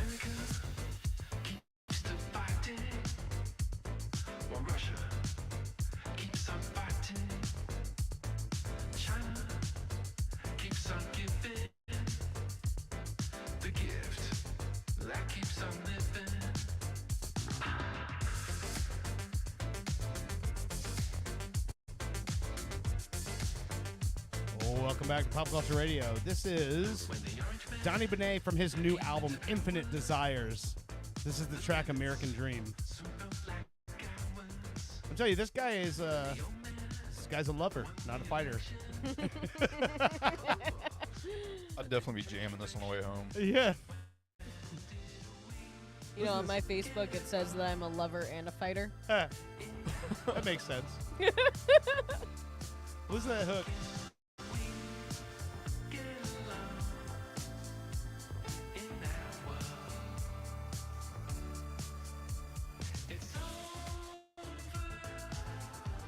Yeah. Fucking jamming out this guy, man. So before we get into your story, I want to play I have a little clip, a YouTube clip. So this is 9 days ago. It's kind of it's just one of those stories that has kind of turned into one of those like phenomenon. Not necessarily a phenomenon, but it's been on like every single what do you call it, like outlet, TV news program. They've all covered it, and it's so here's the long and short of it. So Dolly Parton did 23andMe, and to figure out what her heritage was, right? And it came back with not necessarily anything that was like completely shocking, like, you know, Dolly Parton's not like, you know, Latino or anything like that, but a very specific region of the world that Dolly Parton's family originates from. So she tweeted it out, and that she really was interested in learning more about her family. And then someone else who's a celebrity that I guess you could say is a great self-promoter took that information and ran with it and made a viral moment out of it. So this is the clip that that everyone is talking about. Well, hey everybody, you may have seen my recent announcement about possibly having Welsh ancestry. Well, I was tickled to learn that, and I was even more tickled when I received a lovely gift from the Welsh Board of Tourism and Docudramas. They sent me this beautiful scar and asked if I'd say a few words about Wales. I hope these are not written in Welsh. All episodes of Welcome to Wrexham are now streaming. Hey, now wait a minute, what is this? Hi, Dolly. Hi, Dolly. Who are you? Well, Rob has been in some very successful TV shows. And Well, I know who Mac is. anyway, Ms. Parton, if you'll allow us to explain Yes, the. you see, when we found out that your family might be from Wales, we thought, who better to help promote our docuseries about North Wales and their beloved football club? So, the Welsh Board of Tourism and Docudramas is a fake? Yeah. You know, yeah, super fake. It doesn't, But the show is very real. Look.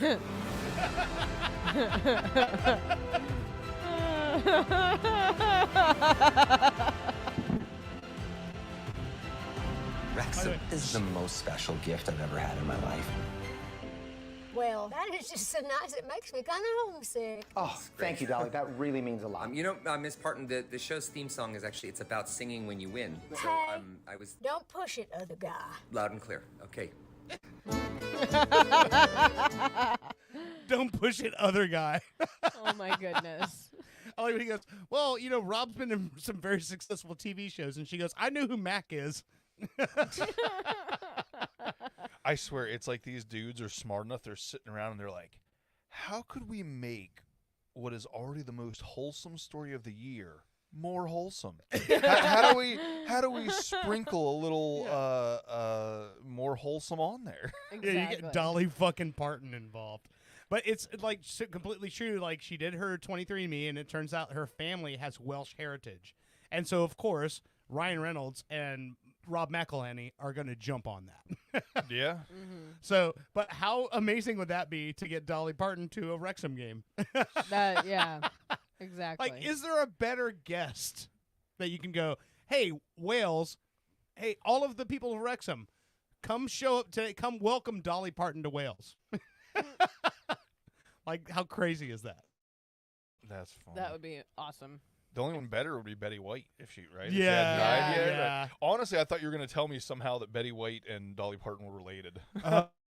Oh, man, I wouldn't be surprised. I was about to say, it just makes sense in some weird way. It does, and it's like, and I think that's one of those things. Like with us, like we liken celebrities into groups because of their personality, or just like both of those people, Dolly Parton and Betty White, are people who like sort of cut a whole bunch of cloth in directions that people didn't expect. Exactly. Like, you know, what was that movie with Betty White and Ryan Reynolds and Sandra Bullock, The Proposal? Yeah, I love that movie. Remember? I And cannot stop Betty watching White's it. out in the woods dancing around Yeah, campfires, she's- singing like she's skeet, native- skeet, motherfucker. Like yeah. She's very Native American in that movie, Yeah. and so she's like chanting about like them getting married and like saying like thank you to the gods and everything to her own thing, and Yeah. then Sandra Bullock just happens upon her, and She's in going, the "To the woods, windows." Yeah. and she's like chant something, and she's like what am I supposed to chant? Like so she's like to the windows, to the windows, to the walls, to the sweat drop down my ball. Just Yeah. starts the whole thing. Ryan Reynolds just walks up and is like, And Betty White's dancing in a circle balls? going, skeet, skeet, skeet, skeet, motherfucker. Yeah. It's so funny. I like, oh my God, I love that movie. I think that I kind of make Owen sick with that movie sometimes because it's on Hulu. So I just kind of every so often pick it up and start watching it. And he knows like it's one of my favorites because I love Sandra Bullock. I love Ryan Reynolds. Betty White is so funny in it. It's such a cute movie.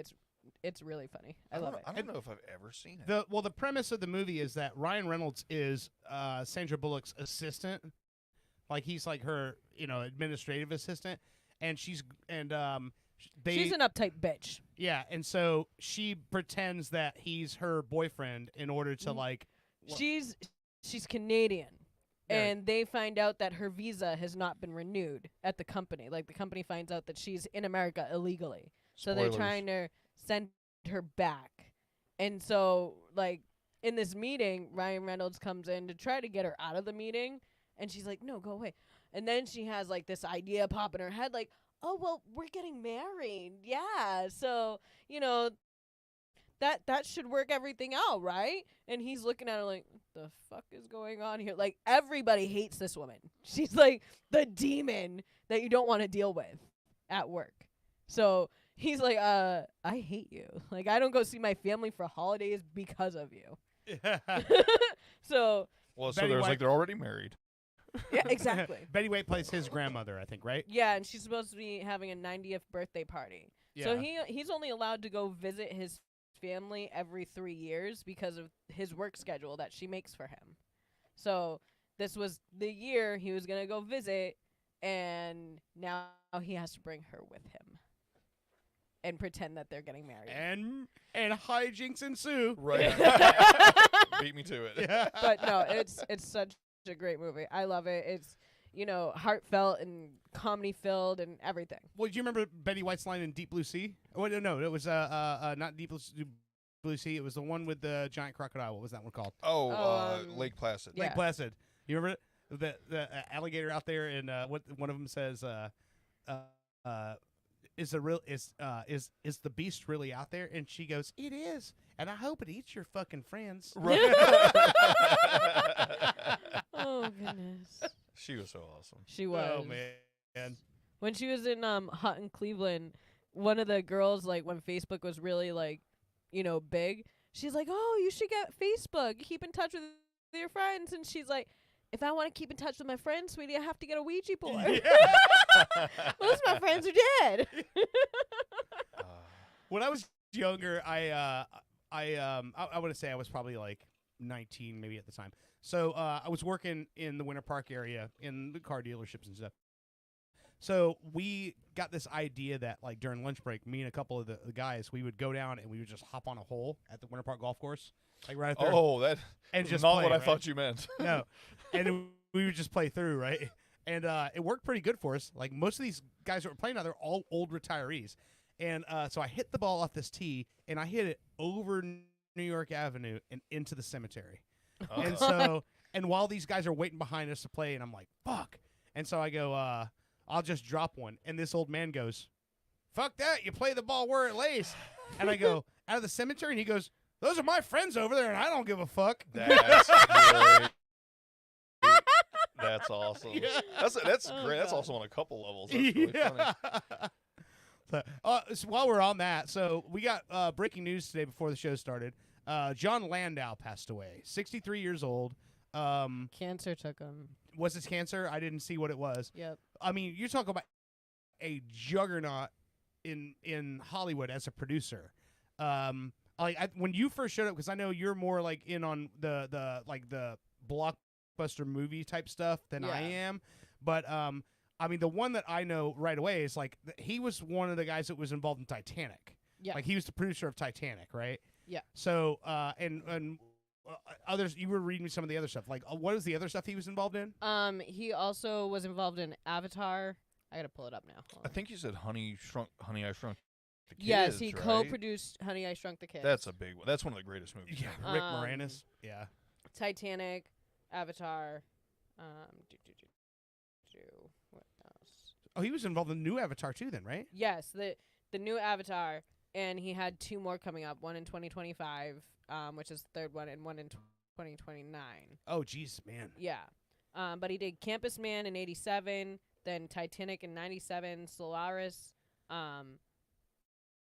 Avatar, Alita, Battle Angel. He also was co-producer for Dick Tracy. Oh, wow. Yeah. But I also read that he was an executive for what's it called? Universal. Oh, he was one of the main Universal execs. That would make sense. Because I think he's related to the other Landows, I believe. He was like related to Martin Landau as well. And he was also executive vice president of feature film production at 20th Century Fox. Jesus Christ, man. He did a couple things. 63. I mean, when you look at the world the way it is now, 63 is super fucking young. When you I mean, I'm gonna say super young. It's younger than you expect somebody to just fucking ass out. You know what I mean? Speak for yourself. All my family dies at like 65. It's actually taken me a while to catch on that my scale of being old is actually way off because most of my family has died. Like I said, I mean, I think the oldest person in my bloodline to die was like 74. Oh, wow. That was like the one that made it the furthest. Everybody else was like 65-ish. Yeah, no. I think my dad's dad was like 84 or something like that. Like my first and so my grandmother passed away on my dad's side when I was I want to say like maybe 13 or 14. And she was in her mid 60s at the time. But she had a lot of stuff going on. Kind of wasn't a giant surprise for us. My grandfather, that was the one I watched baseball with, the one that I spent most time around, he was 76. And so that was like my sort of like barometer for things like that. But like after the fact, my grandmother on my mom's side lived to be 91. My grandfather, my dad's side, was 97. And like it's like everyone else in my life has been like in that sort of 80 past 80 So that's kind of like where. And also when you look at like even just across the board now, and I've said this before, but it's just funny when you look at pictures, right? So Carol O'Connor, fucking Archie Bunker, he was in his 40s when that show started. Yeah. And definitely does not look like what a 40-year-old looks like now. Right. Yeah. And then you like look at the guy, I can't remember his name, Don something. I remember seeing the pictures. The guy who started Las Vegas. You see him in this picture and he's like bald on top, completely gray, smoking a cigar, a bunch of showgirls behind him, and he was 49 in that picture. Yeah. Well, that was also during the time they tell you alcohol and cigarettes was good for you. So that could have something to do with it. Well, there wasn't as many health, weariness. Everybody that lived in the era of foil ashtrays. Yeah. There's I mean, had some health problems. My father's side, his father died way before I was even thought of. Right. And before like my mother was with my father. Then my father, I think he was 17 when his mother died. Yeah. And my mother became his parental authority. Yeah. For like a couple of years until they got married. Or until he turned 18, and then they got married when he was 19 and she was 21. But he died when he was 69. He didn't even make it to 70. Wow. But he had the issues from Agent Orange. So Yeah. you know, the myopathy, the what is Parkinson's, other issues going on health wise. But there's only 2 left from his siblings that are still alive, and one's like the second oldest, and then one who's 3 above him. So like he was the baby. So you gotta figure somebody in their 80s and somebody that's like close to 80, they're still alive. They're still kicking. They're still healthy. Like run, jog, bike, fish, all this other shit. Still work and everything. Are perfectly fine. Yeah. Everybody else dead. Every time I see Owen's grandma, I feel bad about myself. Yeah. Why? Because she's like 91 and she gets around better than I do. Yeah, but I mean, she can't tell Especially you. being someone who is super athletic and hardworking, and that like it's just in a matter of a couple of years. I feel like a But fucking if you invalid. ask her, like, you just had a doctor's appointment, what they say? I don't know. What are these pills for? I don't know. I just know when I take them. But she's still doing good. That's just Yeah. tough as shit. She's too tough to die. Also, it's like you're too old to give a fuck about that shit. Yeah. Like, Right. why do I care what the doctor said? I'm fucking 90 years old. Like, you know, even if what he just said is bad news, how long's it gonna take to take me out? Like, I'm already 90. She's already beaten the odds. Yeah. You know, a couple times. So Well, even like my mother's side of the family, my grandfather, I was 4 or 5 when he passed away from a heart attack, and he took somebody out with him because he was driving. Oh. He got to the top of the street, and That's he not had a funny, heart. by the way. it's not, but I mean, his car rolled backwards and took out the guy in the other car. It might not be It's funny in that now. context, but it is also a bumper sticker. And my grandmother, she had Alzheimer's, and it got to the point where she could no longer talk, eat, like Yeah. didn't know what was going on around her. So she was on morphine. We got the call like, "Hey, it's gonna be any day now." Well, you know, just a few months ago when we did the show with Aaron Fector, right? Aaron, my dad, my uncle, all those guys. So Aaron and my uncle Kurt, 72, my dad, 74. Did it seem like we had 3 70-year-olds in dude, here? and I'm telling you, they came off 10 years younger than my dad was when he passed. that was You- the you know, day you guys it's did push-ups, insane. right? Yeah. And that was the first and last time I've done push-ups in the last 10 fucking years was when the 72-year-old dudes were here. My manhood was in question. I just shouldn't have done the push-ups. It didn't make me look any better. Yeah, and like Aaron came over to pick up his guitar a few weeks ago, And he was like wanting to do more push-ups. I know, and he was like, he's just like, that guy is so like energetic, and like it's like I see the stuff my dad does. Still like goes to the gym in the morning, and like when you see, and that's just not what, when I was a kid, that's not what a 70-year-old man looked like or did. You know, and I think it's just like that whole, you know, back when they were 40's the new 30, and I'm like, okay, great. Well, I'm 46 now, and I still up here am like fucking 22. So I always wondered, like, if older people, like, when you get up and you look in the mirror, do you see that guy, or do you still feel like, and I think it's just whatever that, you know, peak maturity that you reach. I think you kind of feel like that person, and then things happen that remind you that you're not. I don't know. you Well, know? I also think it is because, like, I can tell you, growing up with my mother was, like, the most nervous, like, could barely get through a meal without choking on something, like, so stressed out about everything in life. And even, like, looking at her now, like, yeah, she's not in the best of shape. She's not so ambulatory. Like, she does have health issues and stuff. But, I mean, she's let go of a lot of stress and whatnot. And she seems that'll do like it. she's a lot happier now. She gets through meals perfectly fine. She stresses me out.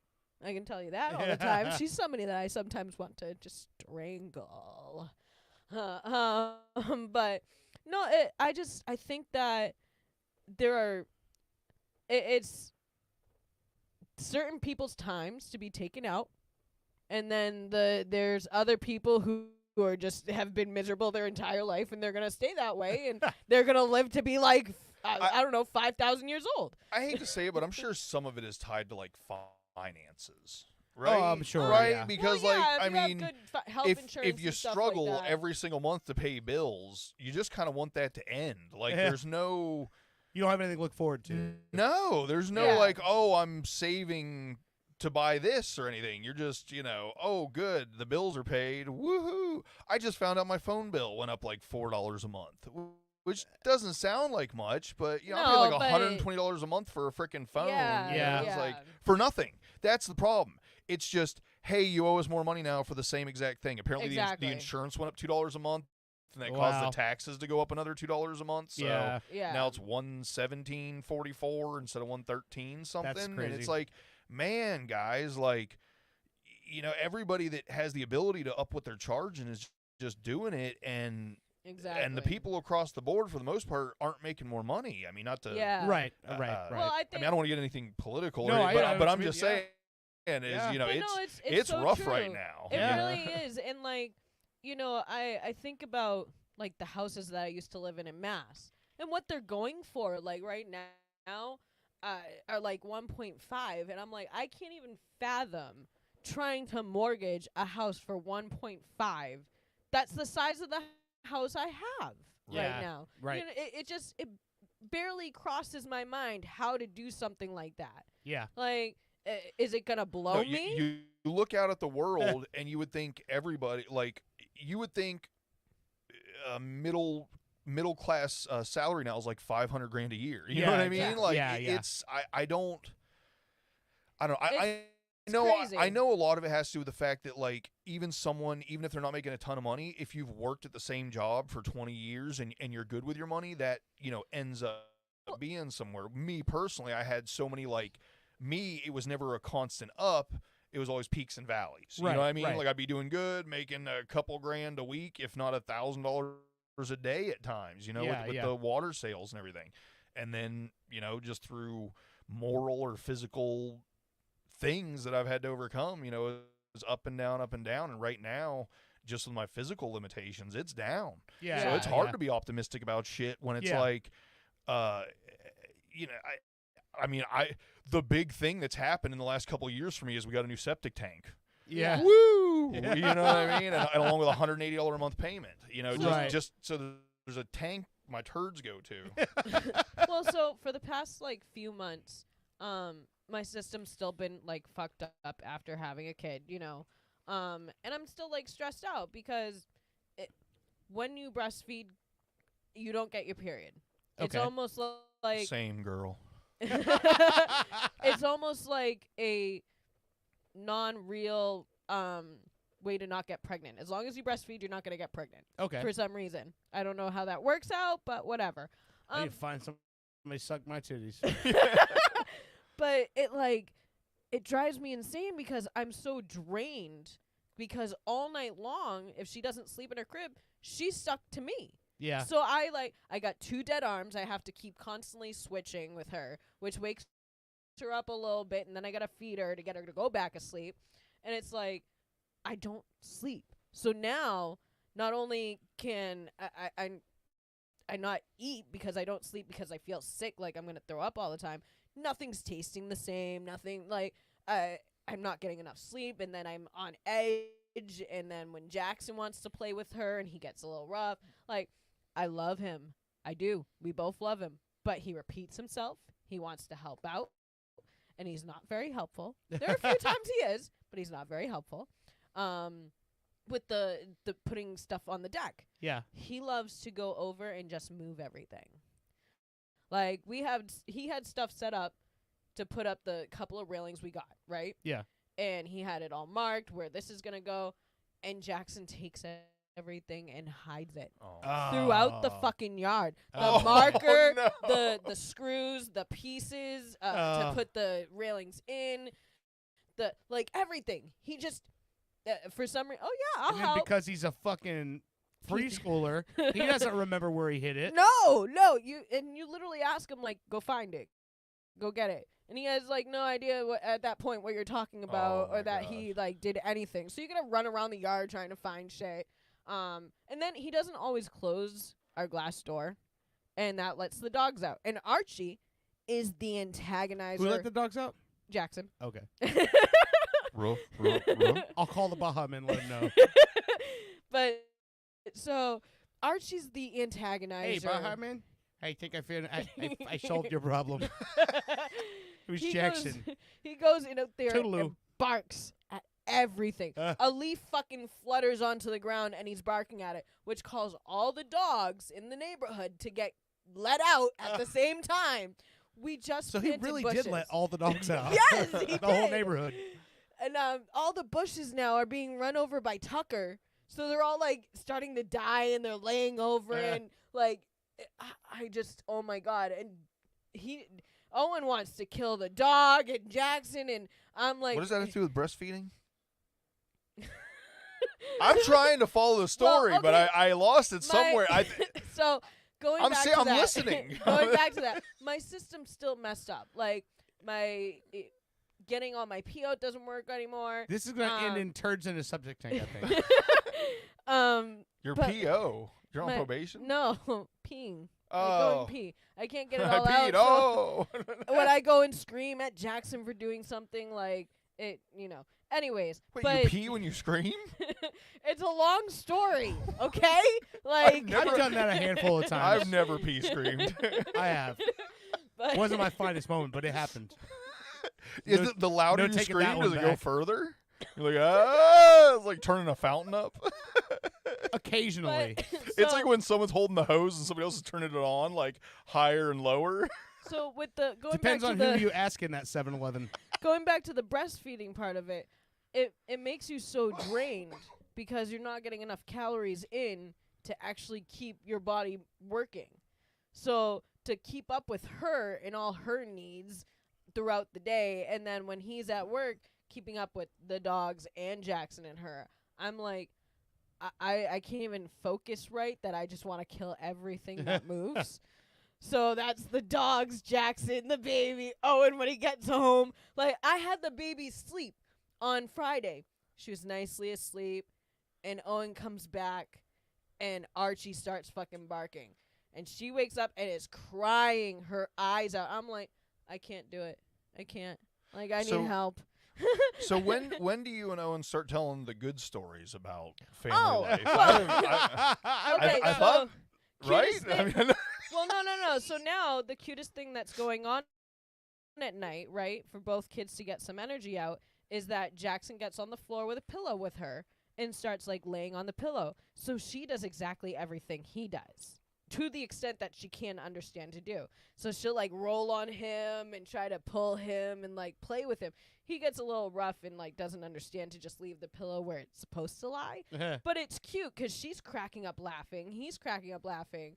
And I mean, it's great because these are the moments that you enjoy where the kids are playing together and no one's getting hurt. Then he whacks her know. in the head with a Tonka toy. And mayhem ensues.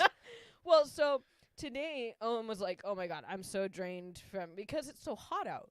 So doing any work, he did it all before noon. And he's like, I'm so hot, I'm so drained. What is it, like 2? I said, no, it's 11:30. He's like,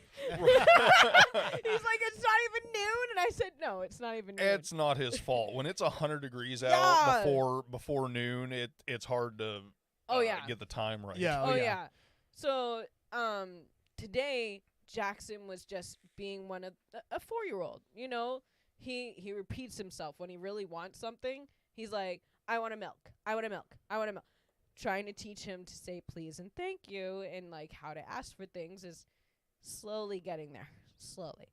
But he literally got me today where I just wanted to strangle the kid.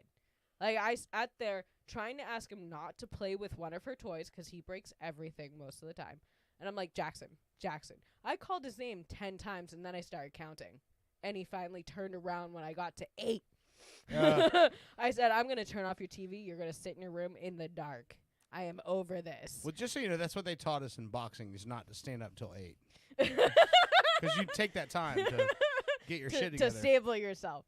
But Find all your body parts, make sure they get back to the right place, then stand up. You wait. I was so livid, and Owen was taking a nap at this point in time on the couch, so he kind of heard like what was going on. He didn't know exactly, and I was like, he's treating me like I'm a piece of dirt on the bottom of his shoe and is ignoring me.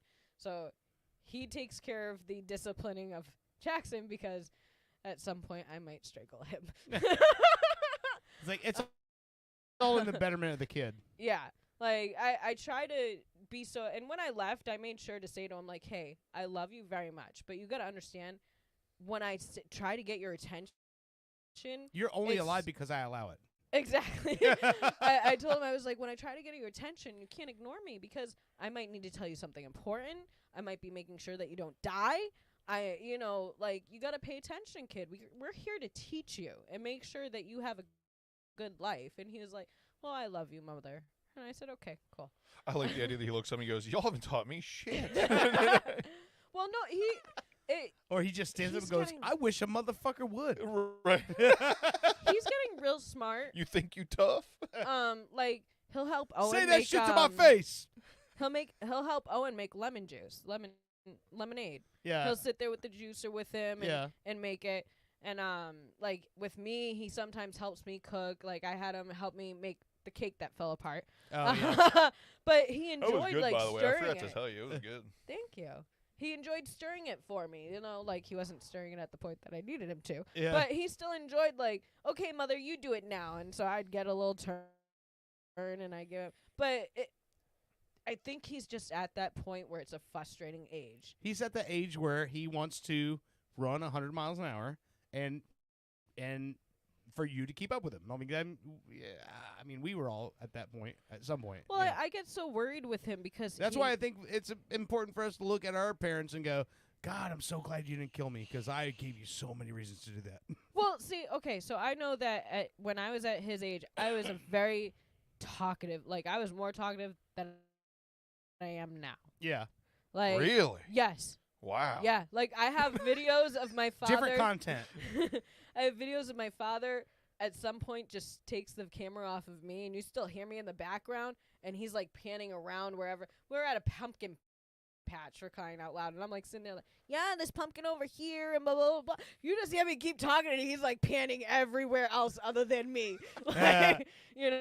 So I was very energetic and hyperactive like him. But I don't think I ever, like, talked back or punched, kicked, hit, bit anybody. You know, I was pretty good, but I was, like, very hyperactive, loving, like him. And it scares me. There are times, like, we did 4th of July. We went to Deezerland. No, it used to be a mall in Orlando off of International Drive, and they have a mini golf that's glow in the dark inside. Oh, it used to be what is it called? Artagon or yeah, something like before that. that it was something else. That's where the Cricketers Arms moved to from Mercado. I can't remember the name of it now. Well, so now this guy like owns it, and he has his collection worth $300 million of vehicles, antique. Okay, I do know what you're talking about. Yeah. So we took him there, and he absolutely loved it. He had like a ball looking at all the cars. Is that where Owen sat in the Ecto? Yes. Okay, I saw the picture. Owen Yes. sitting in the driver's seat of an I Ecto got one. and I talked the guy into letting me sit in Christine, and I was like, because I love that movie. And that car is amazing. But he had a blast taking pictures inside the cars and everything. But like, when we were on that VIP tour, it was hard to let him listen to the guy talking about certain cars. Wait, how old is he? 4.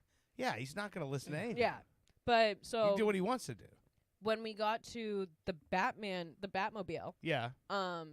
he literally let the guy, like, he was like, help me, let me give you a hug. And it freaks me out. I'm sorry, but stranger Yeah. danger. Like, you're a little Yeah. too like wanting to hug and touch everybody that is not a friend or family. Yeah. You know, and the guy, lifted him in so he could be on the other side of Owen and stuff, which was cute. Yeah. But still wanted to like hold the guy's hand the whole time, wanted to be picked up by the guy. I'm like, dude, please. I go back and forth with how I feel about that, because on one hand, yes, absolutely, it's really creepy and scary that your child wants to hang on and physically touch strangers and stuff. Yeah. Not a good thing. On the other thing, he's probably not going to have anxiety issues in life He'll like be a a lot of us social have. butterfly. Right. He'll Which do a I'm- lot better, but it's like this is a rough age to be that Exactly. outgoing. Yeah. Because it's dangerous. Well, That's yeah, a yeah. rough one. It's also the Because you don't want like- to teach him, not to interrupt, but you don't want to teach him to not be Exactly. outgoing. Yeah, and yeah. Because then that turns Yeah. you into somebody more like me, introvert, stuff like Exactly. that. So But I worry because especially where we are in Florida, because he doesn't stay with us unless he's in a carriage, or you tell him like, oh, we'll get you a snack or a cookie if you hold on to the stroller the whole time while we're at Disney and stuff. You gotta bribe him. He's 4. You gotta bribe him somehow in order to have him do good. I don't need to lose him and him get stolen by somebody who's gonna sell him on the black market as like a sex thing. Yeah, you know. So Oh, they'll bring him back. he talks a lot. But those are the things. He whacked that some guy on a wiener with a Tonka truck, so you can have him back. But those are the things that scare me, you know, like especially going to the theme parks with him. Like he just kind of he runs out of the car into the traffic of the friggin' parking lots. It's kind of scary, you know. Fritz used that when he was a kid too. So yeah. He used to run into traffic. Oh my god! But you had to tackle him like it was like he's on the fucking 30-yard line. Like you fucking tackle him before he gets to the traffic. Yeah. But I was kind of nervous, like leaving the house. I'm glad that I got out. Yeah. But I was kind of nervous leaving the house because I have a system to get Samantha to bed, and I can tell you right now, Owen is struggling with the system. So what has he texted you yet? Oh yeah, I've already got text messages and pictures and stuff like that. He's not in the comment section. That's the one thing that you guys are different about. He'd be blowing the comment section up right now. Yeah, I would. But so I told him, I was like, I'm a little nervous because you don't do anything with her. Oh, okay, that's wrong. I was going to say, goddamn, woman. He does nothing for his child. I do everything. Well, I don't know how this motherfucker's going to get her to sleep. It's been addressed before. He does forget her sometimes. He forgets that we have a baby. But no, well, he's the reason why they have those alerts on cars now. When you shut the car off and it goes, check your back seat. But no, he sometimes helps me. He sometimes doesn't. So he doesn't understand, like, you got to put her in the tub. Make sure that she's washed. Let her play around a little bit. You got to put the right bubbles in there because her skin's kind of fair. Then you got to dry her off, but you start with her head, kind of like massaging her head so that way she gets sleepy. He doesn't know how to dry a child off? Well, no, he does, but I feel like that one kind of self-explanatory, right? There are certain no reason to have a leaf blower unless you're going to use it. When you rub a child's head, it makes it so they're calmer to like nurse or drink a bottle or go to sleep, or even like patting them on the bum when they're upset kind of calms them down. Same psychology of rubbing a dog's nose in their shit when they shit. Exactly the same. Exactly the same, yeah. But so I told him I'm a little bit nervous, and he sees like, okay, I make sure that I put on the calming lotion for her at night, and then I put her in a onesie. Oh my god, this kid's gonna be such a pussy. And then I get a nice Rub my warm head, bottle. Put my moisturizer on. But I tell him, because he gets real frustrated real easily, and the child can detect when you're frustrated, because the second that your like body language changes, she's awake. She's like, wow. So he wants her to go to sleep in like time seconds. to go fuck some shit up. You know? No, you literally have to let her spit the bottle out of her mouth and then rock her for like another 10 minutes and then attempt to lay her down. And then she should be out for a couple of hours, and then you might have to go check on her. But no, he doesn't realize that it takes me so long to get her to sleep with this system. He just thinks that it's like simple, easy to do. No. This child is not simple. Well, I'm just going to tell you, and hate me if you want, but I hope he doesn't ever figure it out, because it's better for the program when he doesn't. Well, I keep telling him, like, I hate that me and him don't have time to ourselves. Like, the time that we do have, he's up for like an hour, and then he's ready to go the fuck to bed. Yeah. Be passed out and whatnot. And even sometimes when, like, on weekends when he is home, he gets up wicked early. And then Jackson wakes up at 5, and the baby's up at 5. So he's dealing with them so I can sleep, because I probably didn't sleep through the night. So I get it. Like, thank you. Yeah. I appreciate it. But then at some point, he just fucking disappears. Like, he says he's going to go do something and disappears, and he's gone. And I have no idea where he went. He's sleeping in either the office or the bedroom with the dogs. And I'm like, you just left me out here and didn't even tell me that you're going to go take a nap. At least tell me that you're going to go take a nap. Okay, cool. I'll do something, like, I'll put back on my program to watch. And, no, he just wanders away. Like, yeah, doesn't say anything about the nap, just lays down and like sleeps. I'm cool with it. I know he doesn't get enough sleep. I'm cool. I would say, Owen, how dare you work so hard to support your family that you can't stay awake long enough to enjoy them? What an asshole. Well, no, so and now like last night it was awesome. We actually got to play on the pool table without the kids being Jackson was still awake, so that was kind of, torture. Oh But man, I he can ended imagine up falling Jackson on asleep. a pool table. He's probably fucking everything up. He huh? wants to sit like real close. We have the benches, so he pulls like part of it out and kind of sits like at Let the a pool cue table. ball go awry. Trust me, I've already knocked it off the table like 4 times now, and I'm like, you're so lucky you weren't on that side of the fucking pool table because we'd have problems. But he wants to play, so every so often, like, we try to help him like line up his hands so he's left-handed. You got 2 right-handed He's people left-handed? trying to teach a left-handy person to shoot pool. that doesn't work because even when I try to teach him how to color with his left hand, like I can't set it up in his fingers to color. I'm like, hold it the way it feels comfortable, and Right. he doesn't get it. So he tries to do everything with his right because we do everything with our right. Yeah. But so last night he finally went to sleep. We got to play a couple of rounds. It was nice to play, a couple of games. I won them all. Yay. Yeah. He's been whooping my ass, so don't even like get it twisted. This motherfucker with 1.5 eyes has been beating my fucking ass. 1.5 eyes. Well, he sits there and he's like, I have no depth perception, so I don't even know where I'm hitting the ball. I'm like, Dude. you're getting it straight in. Like, I don't care if you have fucking depth perception or not. Like, you are aiming and getting it in. I don't think I ever brought this up, but you reminded me. My father, his vision towards the end of his life was terrible. I mean, it was, he even with glasses, he would have a hard time doing stuff. Still incredible at darts, pool, horseshoes, and shooting guns. All muscle memory. But vision, Except for the shooting. I was going to say, the like, shooting part now. Yeah, like that. I mean, he was every bit of as good a shot as I am, and I'm a really good shot, and he couldn't see, and it would make no sense to me at all. My grandfather, again, like I said, 97 when he passed. One of the last things we did together, like him, my dad, and myself, was we were building a 67 Camaro at the time, a different one than the one you guys have seen. It was a blue 67, all original. And I remember he was legally blind at the time, and he was the one who lined up the door panels and told us what shims to put in what spot because he could see out of his peripheral and see down the line of the car, and that's how we lined up the doors. Was him, telling us what needed to go where. Yeah. So it's like it's just it's how you and that's the thing too. Like you just said, you think you need a new prescription with your eyeglasses. Oh, Same yeah. thing. It's because I know I need something in that in that area, but your eyes don't just get bad all of a sudden. It's just progressive. So when you're a person that age, it's like you just learn to deal with it. Yeah. If Owen hadn't brought it up to me, I probably still wouldn't have my first prescription. Yeah. And the only reason that I know that I need a new prescription is because I got the first prescription and it still works great for up close. Yeah. But it is even more pronounced now than when I got my glasses.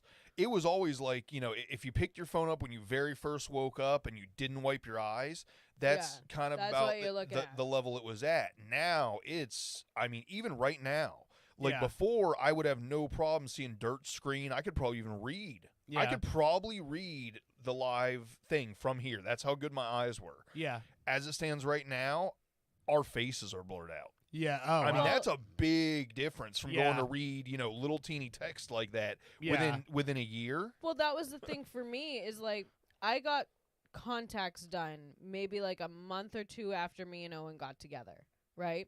But the people who did my eye exam, like for regular glasses, it was like $350 in one eye and $225 in the other. But when it came to contacts, it was $175 and $175 because they didn't tell me to take out my contacts to do. Oh my They God. didn't even ask me if I had contacts in for the next exam. Well, but you didn't And I kind of was- think but maybe no, you I should. said to them, I was like, shouldn't I take my contacts out? And they were like, no, you're fine. And I was Oh, that's fucking Okay. stupid. so finally I got, I went to the eye doctor and found out that the reason why not only was the prescription wrong. But I have a much greater stigmatism in my left eye. Like it's 1.5 and the other one's 0.5. So now I need a correction in this contact in order to see clearly. Oh, yeah. So that way it doesn't fuck with my vision. Because, I mean, I was having problems driving at night. As long as I knew, like, if I was going the same, like, way that I always go, I wouldn't have a problem. Yeah. Oh. But, I mean, my eyesight was kind of crappy for a while. But it got worse after I got put on a depressant drug. I can't remember. It starts with a P. I don't remember the name of it. Prozac? No. Oh. No. It's one that my mother is on. It'll come to me. But I got put on it, and in, like, the thing, it actually says you could lose your eyesight. Oh, my God. And I was like, I'm not fucking taking this shit. Like, I was driving with my mother to Massachusetts, and at 5 o'clock at night, it got dark all of a sudden, and I was like, I can't see, Ma. We got to pull the fuck over and stay somewhere. Like, this is bad. I can't fucking see. I think at least part of mine is cause, though. I think 28-hour gaming sessions. Oh, yeah, definitely. On 40, 40 That's why Fritz started wearing those blue blocker glasses. Those the ones that he wears. They're not prescription. They just block blue light waves. And it's because he's on a computer all day long every day. Yeah, when you're straining like at night and stuff to play video games or be on a computer or whatever. Like I think that's why some of Owen's vision is going because he sits at a computer. I always thought it was like reports. I always thought it was like muscles. Like if I used them more, they'd get stronger. No. But apparently, that's not the way eyes work or joints. That's also not the way ears work. Yeah. yes. I've learned that the hard way. Yeah, you don't break them in. But I mean, like, I just can't believe, I've always thought of doctors as quacks anyways throughout my life. Like, when they say certain things, I'm like, really? Are you sure? Yeah, they're more quacks nowadays than they were back then. I literally, every time I've ever gone, especially throughout the pregnancy, they're like, have you gotten a flu shot? I'm not getting a fucking flu shot. I haven't had a flu shot since I was 18. I'm not getting a flu shot. Don't even force it on me. I got sick with the flu every time I got a flu shot up until 18. Like 18, when I got my last flu shot, I was down and out for 4 weeks. Every time. I was like, I refuse. I'm 18 now. I'm not getting a flu shot ever again. And I haven't gotten the flu. I've never had a flu shot just because knock on wood. I mean, I'm sure it's getting to that point where with age, I just don't get sick. Like, it's weird. I mean. Well, I've been lucky, like, Owen gets sick automatically. If Jackson comes back with the sniffles from anywhere, Owen's sick. I know it sounds funny, but I swear to God, every time I see you guys and I'm around the kids, I've got like a cough the next day. I don't know if it's a hypochondria thing or whatever, but I swear to God. It could be. And it's weird because stop licking doorknobs. I told you that was weird anyway. Well, and it's not like I wake up and go, oh, I was around the kids and start coughing. Like I'll have a cough, like say throughout the day or something. I'm like, that's weird. I wonder, and then I'll go, oh, I know it's just random, but it's funny. I'm always like, oh, I'm around the kids and they're germ spreaders. This goes back to me slowly becoming more of a germaphobe every day. Well, yeah, I mean, this is the reason why we got rid of our nanny, because she didn't really clean the house very well after and she each was kid. a dirty person. Well, no. With but lots of sickness and bacteria and viruses. And no, you can't have someone like that in your house because they're going to give everyone, We used to I remember when I drop was a him kid, off. it was like, you have a big family, one person gets sick, then the next person gets sick, then the next person gets sick, and then everyone's got syphilis and nobody knows why. I like the idea that your housekeeper's like, hi guys, welcome home. I cleaned the lanai today. But no, we used to drop him off with her. I spit shined your thermometers. I hope you don't mind. Haktua. We used to leave him overnight and stuff. And kids always have sniffles, no matter. Yeah. Sniffles? No. You don't ever want to get sniffles. Do they have snifferia? God. Somehow they always have some sniffles, whether it's allergies or an actual cold. So they pass it to each other. And, if you don't disinfect everything, then it's just, So he'd always come home with a cold, and then Owen would get a cold, and I'd be perfectly fine for 2 weeks. And then I'd get sick. And then it was like opening the floodgates, coming out of both ends, completely gone. Yes, exactly. That's why I don't ever get like, I'm a little under the weather. I'm fine, and then like it's almost like 4 or 5 years, I'll get like super fucking sick, but it'll be 2 days, and then I'm right back to it. It's crazy. I don't know what it is. My immune system, like when the pandemic hit, I'm like, I feel pretty good about this one, but I didn't say anything, and I went through it. I had not tested positive ever. That doesn't mean I didn't have it, but I never had symptoms or never felt bad, none of that shit. Yeah. Some reason or another. I don't know what it is, but like there can be food that's like spoiled. I'll eat it completely fine. Not a problem whatsoever. I don't know what it is. My immune system for some reason is like, and maybe it's because I test it so hard. I was just about to say, I think you just explained the cause and effect. If you eat spoiled food and then you elevate your immune system to that level. Yeah, I'm like, Owen Corona cannot eat anything expired whatsoever. We just made a pork tenderloin, right? And it was one of the flavors. Like, I keep forgetting which flavors we like and which flavors we don't, so I just kind of keep rebuying them. And I go through that sometimes. Yeah. So he put some Sweet Baby Ray's that we had in the fridge on it, and I guess it just wasn't good anymore, and he ended up getting sick and, like, not feeling good and whatnot. And I'm like, well, I mean, I didn't get sick, so I didn't eat the Sweet Baby Ray's, so that's the reason why I didn't get sick. I like the idea you're just standing in the bathroom over and I'm tougher than you, bitch. No, that's not what happened whatsoever. How you enjoying your Sweet Baby Ray's? That's not how it happened. But so no, he Derek doesn't- King just commented, herpes for everyone. Oh my God. High But five. he- I gotta he hit the has a- bathroom. I'll be right back. All right. Well, I was just saying, let's go ahead. Let's take a quick break. Let me. This is something we missed in the last Oh, I couple can't days. wait. So we missed a celebrity death. We've 2 missed weeks a ago. few celebrity deaths. Yeah. So this one, for us '90s kids.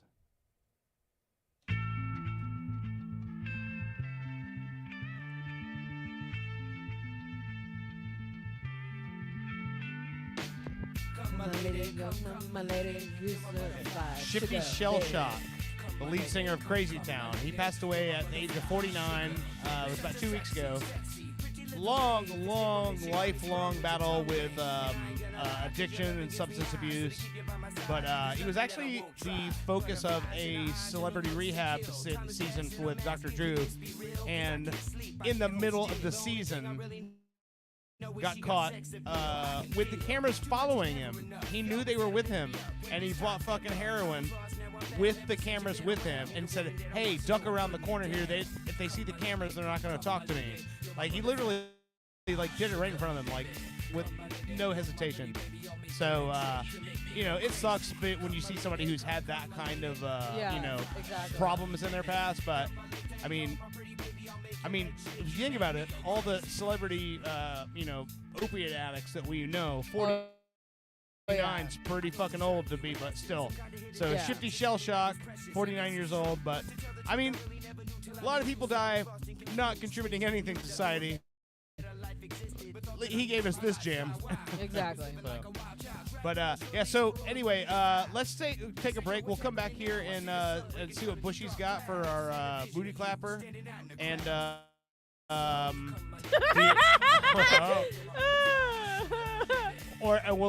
maybe we'll dive into that story you have about your the new guy you're following and your I also have a couple of shows to talk comment about. section beep. Okay. All right, let's take a look. You're listening to Pop Culture Radio.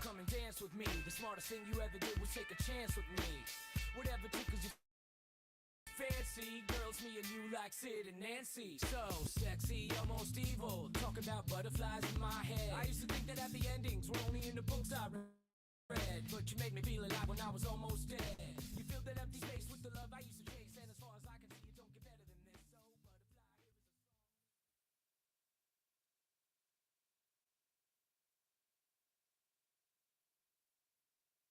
It's been called this year's sleeper hit. Prime time tomorrow on Orlando's Super TV 3. Where's the girl, Miero? I'm afraid you'll have to try a little harder, Hernandez. Where did you pull her? She's too big to fit in these drawers. And she is made of bony skin, not invisible matter. So I know she cannot be standing right here. Very clever, detective. But not clever enough. ¿Por qué, Miero? She's just a girl. A closet-sized girl. Dios mío, there's a closet door right here. Oh, no. No, don't open that door! Carrie DeLipschitz and Jim Mahoney star in Milfana Hernandez, Detective MILF. Only on Orlando's Super TV3. Looking for professional installation for that fence? Don't want to do it yourself? Look no further than FenceCrafter, Central Florida's newest and coolest wall building company. If you're like me, you want a yard wall built exactly for your personality, and FenceCrafter will absolutely do it for the least amount of money. If it's important to you, we'll do it, guaranteed. Custom painting, 3D print renderings, and free shipping is the FenceCrafter way of business. Call or find us on social media for your free estimate. FenceCrafter. Tonight on Orlando's Super TV3. From the producers of Naked and Enlightened, we bring you the social experiment of the century, Pop Swap. Who's got the TV? Who's got the batteries for the remote? That is the remote for the Himalayan salt rock lamp. Salt rock? What the hell is that? We don't have a TV in No here. TV? Yes, we have a TV. I worked 30 years for we have a Get TV. in tune with, the root chakra. I got my chakras. My doctor prescribes them. Rhonda, you're talking nonsense. Actually, I have an Earth name, and Your that what is name? Rabbit Fox. The what? Watch what happens when millennials meet their new grandpas. I'm so hungry. This sandwich spread tastes like pride root. Grandpa, what are you doing? Put it down. That's not your food. That's my food. It's gluten-free. Yeah? Do you know what gluten is? I know what gluten's are. I'm gluten-free. You damn right you're gluten-free, 'cause me and all of my friends, we stopped the gluten. No, you didn't. Sure I did. No, you didn't. Mm-hmm. No, you didn't. Yeah? You did not. The glutens, they were coming out of the woodworks. They were Tommy, and Tommy was from Kansas City. So we called him KC. Right behind me was Tex. He was from Baltimore. So there we were. When Generation Y mingles with Generation What? All right, see you in a week, Pops. Huh? No, not you. Hey, dollface. Hey, you get your mangy Boys. mitts off of my granddaughter. You're not my granddaughter. Don't you tell me what to do. This is damaging me emotionally. Who? The greatest generation in human history faces their greatest challenge. Pop Swap, only on Orlando's Super TV3.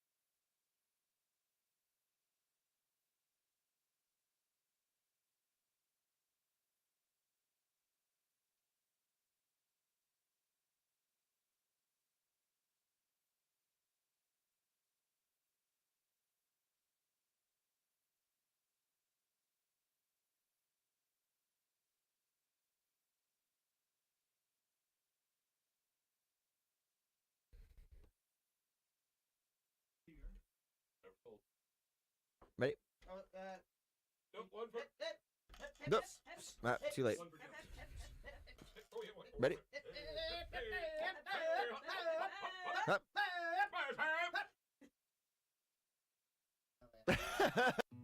I often wonder what kind of a future we're going to leave behind for the children, you know? Hey, John. Howdy, Belle. You all right? This is John. He's been a Continental truck driver for over 35 years. They said, basically, you can't hate the trees no more, can't chop them. There ain't none left, which I know is false. I pass them by every day, driving. Recent congressional hearings have decimated his trucking routes, carrying precious timber from Washington State to Washington, D.C. They call it damaging the earth. What about me? I need to feed my kids, and that's by driving a truck filled with lumber. The future concerns me right now, if I have enough money to feed my kids, yeah? Environmental groups are petitioning against American jobs at an alarming rate, citing global climate change on so-called deforestation. Tell your state senator that American jobs are more important than trees. The planet can wait. John can't. This message paid for by Americans for Work. Tonight at 9 on Orlando's Super TV3. She's a nun with a secret past. I must confess, I've never ever taken confession, never. He's a 12-year-old genius who plays by his own rules. Oh, DDoS hack of NORAD? Child's play. First, soccer practice. Together, they are Penguin and the Rookie. It's never gonna work, rookie. That's what my mom said about birth control. Two paths, one journey, where salvation and puberty collide. Defuse the bomb already, honey. I can still catch happy hour. Chill out, you old bird. I have 15 seconds and 10 are for boobies. Start the habit. Penguin and the Rookie on Orlando's Super TV3. Want to open up a drive-through liquor store that doubles as a notary public and dry cleaner? That's all you, my sons and daughters of liberty. Here at Badass Hangry Eagle Brewery, we've been bottling up freedom for over 6 years, and we encourage every American to embrace their God-given freedom with their lips. And just in time for this crucial election year, be sure to look out for our Devil's Advocate series of handcrafted beauties. We'll have you playing both sides of the fence in no time, with our party-specific fun facts of corruption printed on every bottle. Our Build-A-Wall VIP beer will infuriate your liberal friends, and our cover-up coffee porter will alienate your conservative ones. Because what's more American than becoming a multimillionaire off a drunken idea for an app that tells you what kind of pizza matches your suit? Drinking a Badass Hangry Eagle? That's what. America. Badass Hangry Eagle Brewery. America AF. Badass Hangry Eagle Brewery!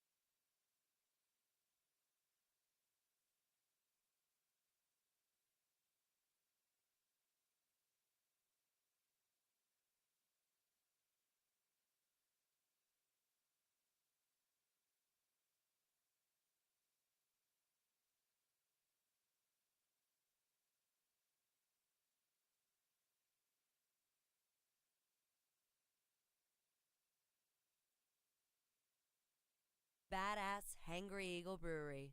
America AF. I'm Sergeant Barkus Clayton. In the 2 decades of my professional career in Central Florida, nothing has twisted up my gut more than the cowards who've taken the baby swans from Lake Eola. The poor mother goose calls day and night for her babies, and now she's calling me. The so-called signet caper is nothing more than a depraved, hollow individual seeking out the most innocent life form to torment and terrorize. I vow to track these suspects down using force if I must. If you're the one who did this heinous crime, me and the crime ender's gonna find you. Only a jackass would do something that stupid. Or maybe you don't have a brain in that ugly head of yours. If that's the case, I can't help you. But I will find you. And maybe, if you turn yourself in, I'll go easy on you. But rest assured, Central Florida, Sergeant Barkis Clayton will be vigilant, ever present, gun in hand and law on my side. I will not lose this fight. And you can take that to the bank of Lake Eola. Imagine the opulence of Broadway captured via video. Behold, the future of Broadway is no longer confined to Manhattan. Introducing Super TV3's latest production, Hamilton the Musical. Yes, Hamilton the Musical will take you on a tanned journey through the eyes of arguably this generation's greatest actor, George Hamilton. Written in a sing-song fashion, George Hamilton speaks about his upbringing. Born in Memphis, Tennessee, in 1939. A terribly handsome baby. Thank you.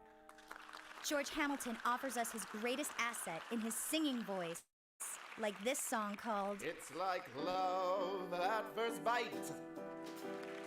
And gives crippling insight into the dark side of Hollywood. Susan St. James has halitosis. Take that one to the bank. Thank you. George Hamilton is George Hamilton in Hamilton the Musical. And I says to him, I says, you know, I was in The Godfather. The bad one. Kentucky Fried Chicken in my hand, in my mouth, and in my hand. Only on Orlando's Super TV3. The twilight years are the best years of your life. But you might not know that if you're just watching TV. Hi, I'm host Chris Christopher. And I'm Neil Scheinfeld. Getting older offers insightful commentary and wisdom to those of you enjoying your last years. We understand you have, at best, 4 more years left. Getting older shows old people, not unlike yourself, doing things exceptionally better than you. Drop us a line to be featured on the next episode, and do it quickly, sooner rather than later. Time is a precious thing, and so is tuning in to Getting Older. Just in time for the political season, PP Boy Records presents Ragtime Election Time, a collection of only the finest political parody songs featuring Killary and the Clintones with their version of the Deleted Emails Blues. The deleted email blues. Thank you. And the hit single Trump Dumps by the Trump Tonights. I'm in the dumps because today's Donald Trump's got the selection all in a spin. I would be remiss to not mention the Bernie Sanders should have been nominated with their smash hit, Bernie Sanders should have been nominated. What's got you so agitated? What's got you so agitated? What's got you so agitated? Bernie Sanders should have been nominated! Ragtime Election Time, only on PP Boy Records. Get political with funny. In a world of journalistic excellence, Can I get your opinion? comes a man with no formal training. How do you feel about Kraft Newberg? This is Fritz on the Street.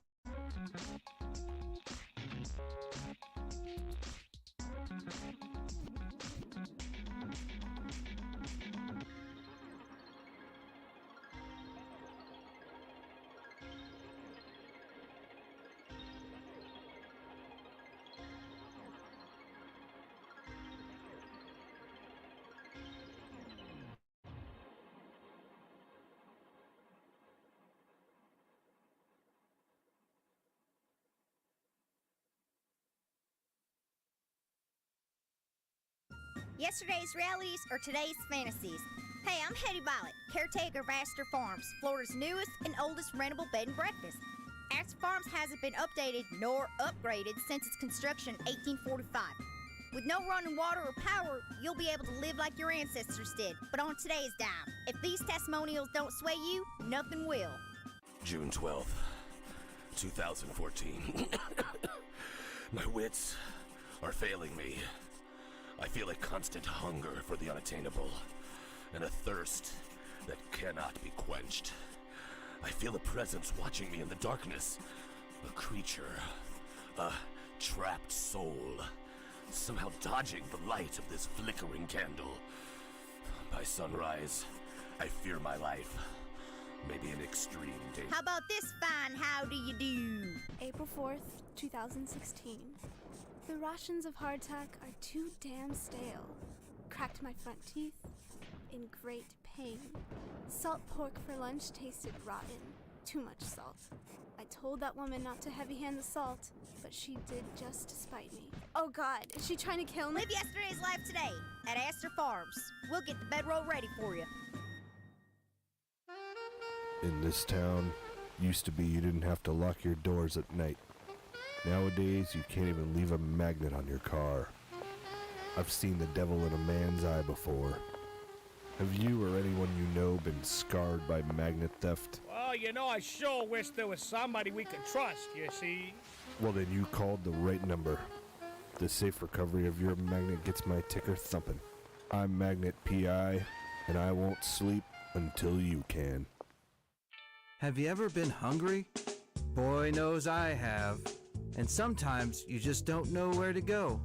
That's why I started Steve's House of Food, where you can get all your favorite foods. Located in my house, Steve's House of Food has all your favorite foods like chicken, nacho, beef, bean, beets, bread, pan-seared foie gras with a Merlot reduction served on polenta, and snacks. Steve's House of Food, where your favorite foods are now also my favorite foods as well. Please come to my house. Please. Hey, I'm world-famous radio personality, Pinkman. You may remember me from your radio. I'm here to tell you about the newest app craze. It's called Pinky Man Go. Using the power of augmented reality, Pinky Man Go allows you to find real-life objects in the real world. Wow. I got loose changes. It was under the couch. Nice. You can trade that in for Pinky points, and then I can buy chips. Phone chargeroo? Oh my God! It was just there. You just unlocked a side quest. Now go find my phone. Okay. Guys, I just found Carkeezy. Perfect. I'm late for work anyway. Everyone get out of my apartment. Douchebags. Pinky Man Go! I love Pinky Man Go. From the makers of Sicker.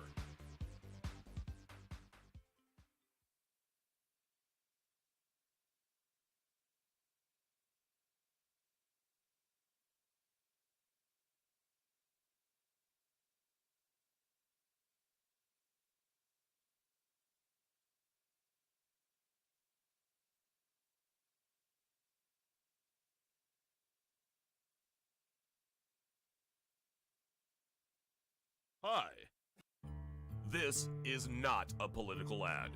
If it were a political ad, you would know, because it would begin with dark and somber music as I talk about the person I don't want you to vote for, like this. Also, I would drop my voice a little to sound more ominous as I tell you things about the candidate that are designed to scare you about the future if they were elected. Facts are not important here, because I'm just trying to manipulate your feelings. But I don't want to end there. Now I want to make you feel good. So we'll switch to more upbeat music here, as I now tell you the person for whom I want you to vote for. Again, facts are not important here. We will just say things like our candidate will provide better schools, and lower taxes, and puppies and kittens for all. Finally, if this were a political ad, you would hear a statement about who is paying for this, like a political action committee, which raises millions of dollars from the very wealthy with hopes of getting you to vote for the candidate that they think will benefit them the most. The Phillips File is responsible for the content of this ad about the making of a political ad.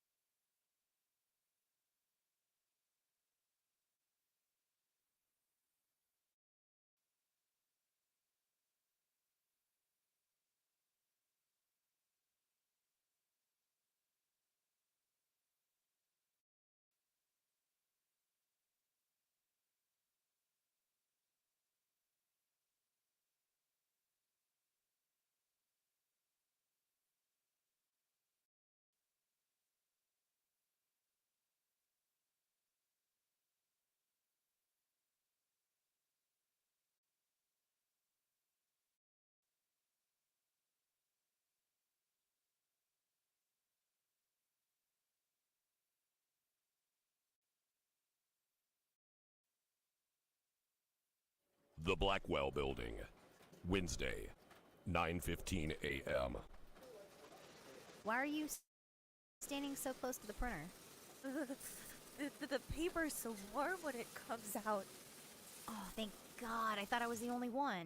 Oh, this place is freezing all the time. I know, right? So I'm not the only one? Ladies, if you have time to be standing around, you certainly have time to be working. Don't you have anything you could be doing right now? Yeah, like maybe have a core temperature of more than 65 degrees. It's so cold. I can't type.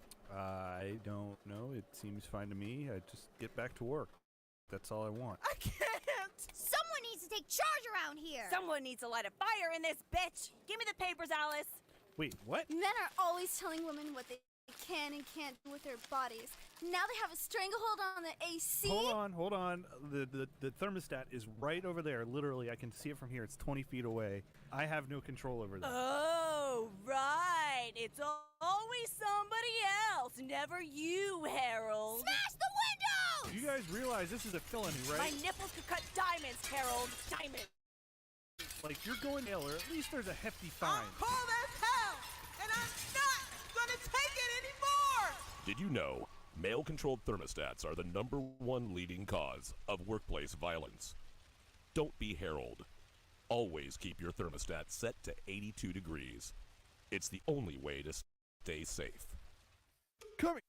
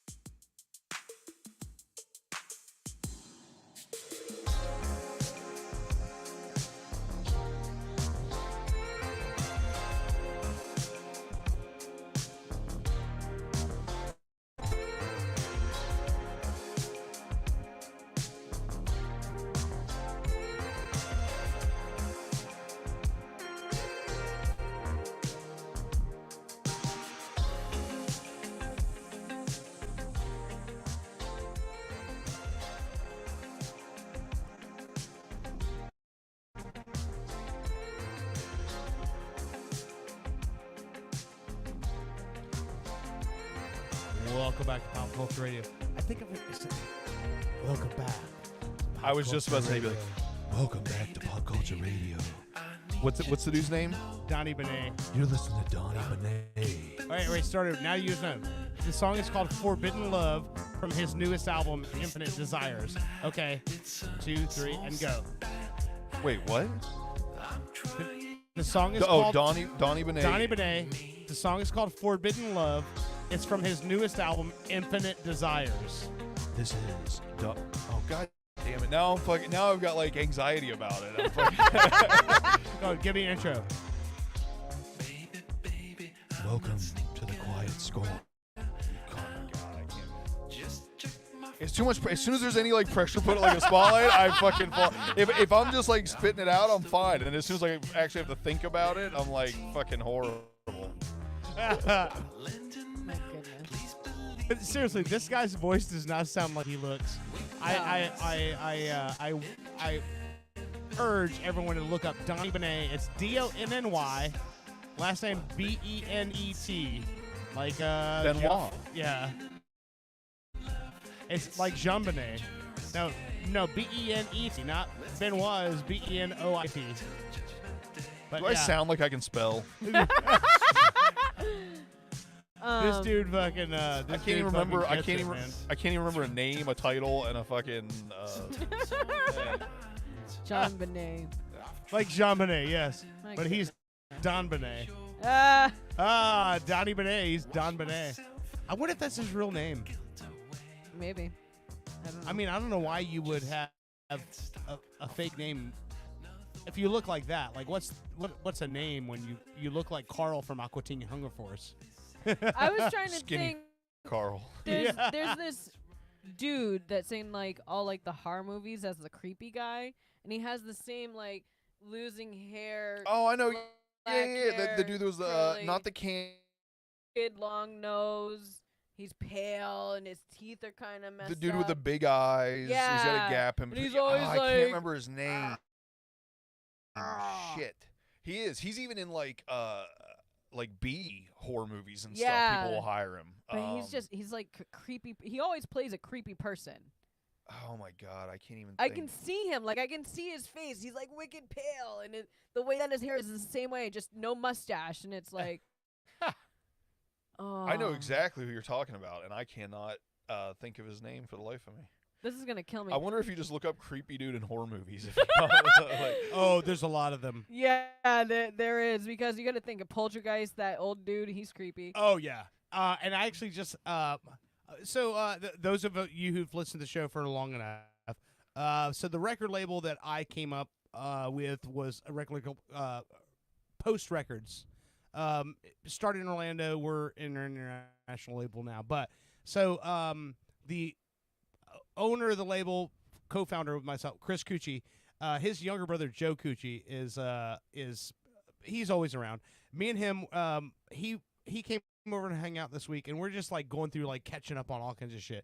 And I mentioned to him that we were talking about how people back in the day, you hear these stories on like True Hollywood Story about people that were gay that weren't allowed to be gay back then. So then you find out the story after the fact. So this is the one that he just looked at me and goes, "Are you fucking kidding me?" So we all know who Vincent Price is, right? Mm-hmm. Yo. Vincent Price was gay. Had a family, had a wife, had kids, the whole family, the kids, everything. His daughter, Victoria Price, was on Gilbert Gottfried's podcast. Said, yeah, we all knew that, Dad was in a relationship. And when you think about classic monster movies and character actors, Vincent Price, obviously way up there. Yeah. The guy that Vincent Price was in a relationship with was Peter Lorre. House? No, not Hugh Laurie. Oh. Peter Lorre. So if I'm going to play a clip of Peter Lorre's voice. Now, we all know Vincent Price's voice, right? Right. So Peter Lorre was a character actor, and he's the creepy dude, right? Yes, that's him. Okay. So he plays Igor and shit like that. yeah, I'm gonna play you. So we all know Vincent Price's voice, right? Right.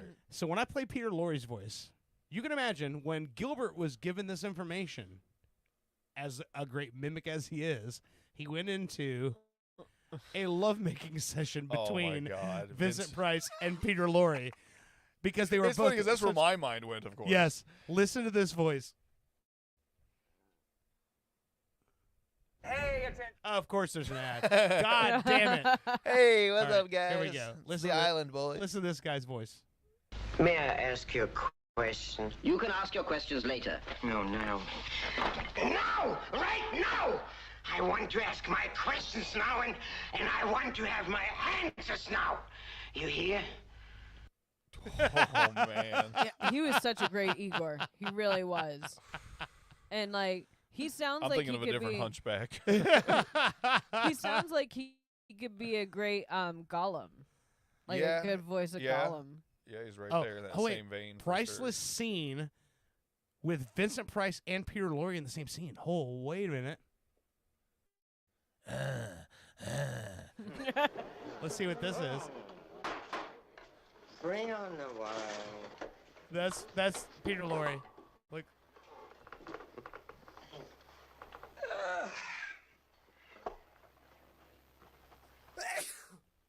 That's Peter Lorre.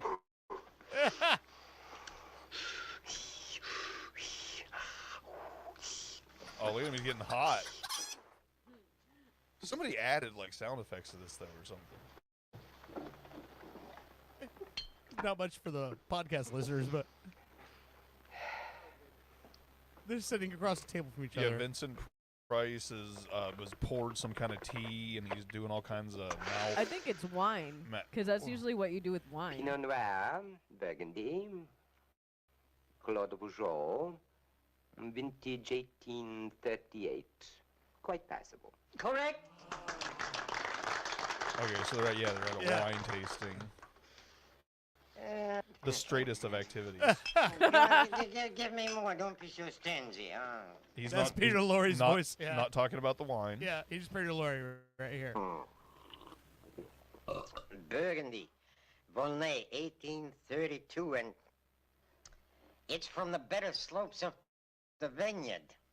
It's very good. Correct. Oh my goodness.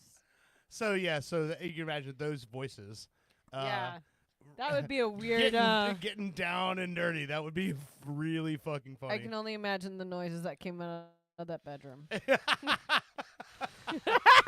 Peter Lorre's also the one in when you say Igor in like the original Frankenstein, when he's like, oh, Mr. Frankenstein, Mhm. and that voice, and then you hear Vincent Price's like very like aesthetic, like nouveau English accent, like, and then Thriller, that voice, and then Peter Lorre's voice. You're like, yeah, that is a mimic's dream. So gay or not, yeah, it's a little odd to be in a movie that's got someone playing someone that's supposedly ugly and disabled, right?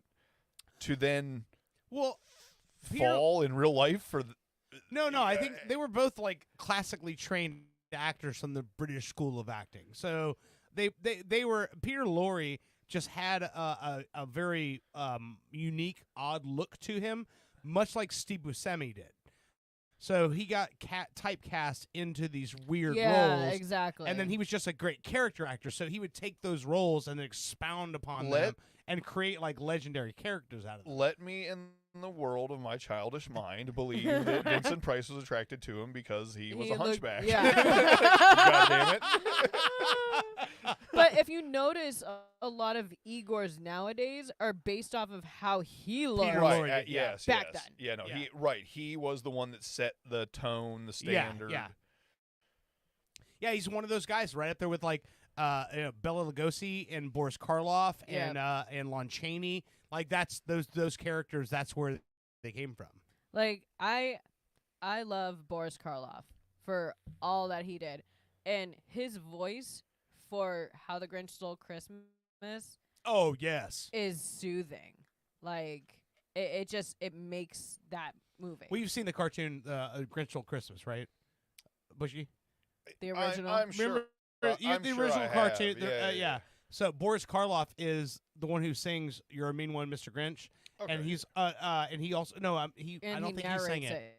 He does. He narrates it, but I think it was sung by something Ravenscroft something. I thought he different sang singer. it and But narrated. anyway, he's the one who Boris Karloff narrates that No, he's the voice of the Grinch. The guy who narrates it is the one who sings it. Boris Karloff is the one who is the voice of the Grinch, I believe. I might be thought wrong he about also. that. Hang on. Okay, so 1966. We've our research team on it right now. Yeah. He's the Grinch and the narrator. Okay. Thurl Ravenscroft is the singer. So there we go. Okay. But yes, so Boris Karloff plays the Grinch and he narrates at the same time. Yeah. But his classic deep fucking voice was just like yes, so soothing for that. You know, got that voice where you talk like this, or you know what I mean? But he's the one.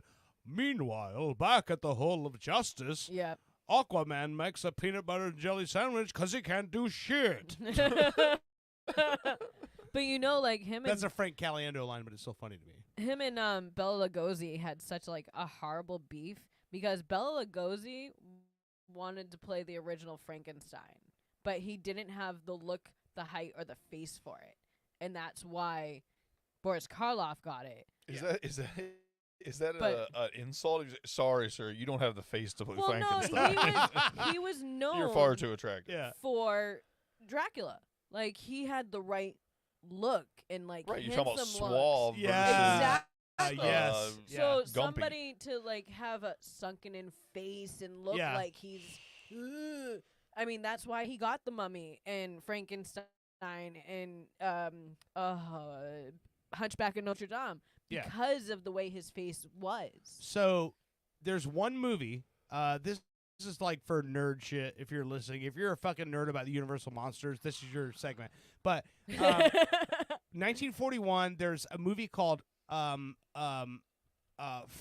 Frankenstein Meets the Wolfman, and that is a movie where Lon Chaney Jr. plays the Wolfman, which he did Oh for my many God. movies, but Bela Lugosi plays Frankenstein's monster. Yes. And that was the difference you can tell is because the makeup, they were really good at being uniform, but in that movie, Frankenstein's monster has a cleft in his chin, and that's Bela Lugosi playing that character. That he lobbied for that role, and Boris Karloff was on loan doing another project. He got to play it that one movie. Yeah. And fun fact, our housewarming party when we moved into this house, John Babcock, that we've had on the show before, who's an avid film collector, brought an old projector from his home movie theater in Nyack, New York. When it shut down, he bought the movie projector.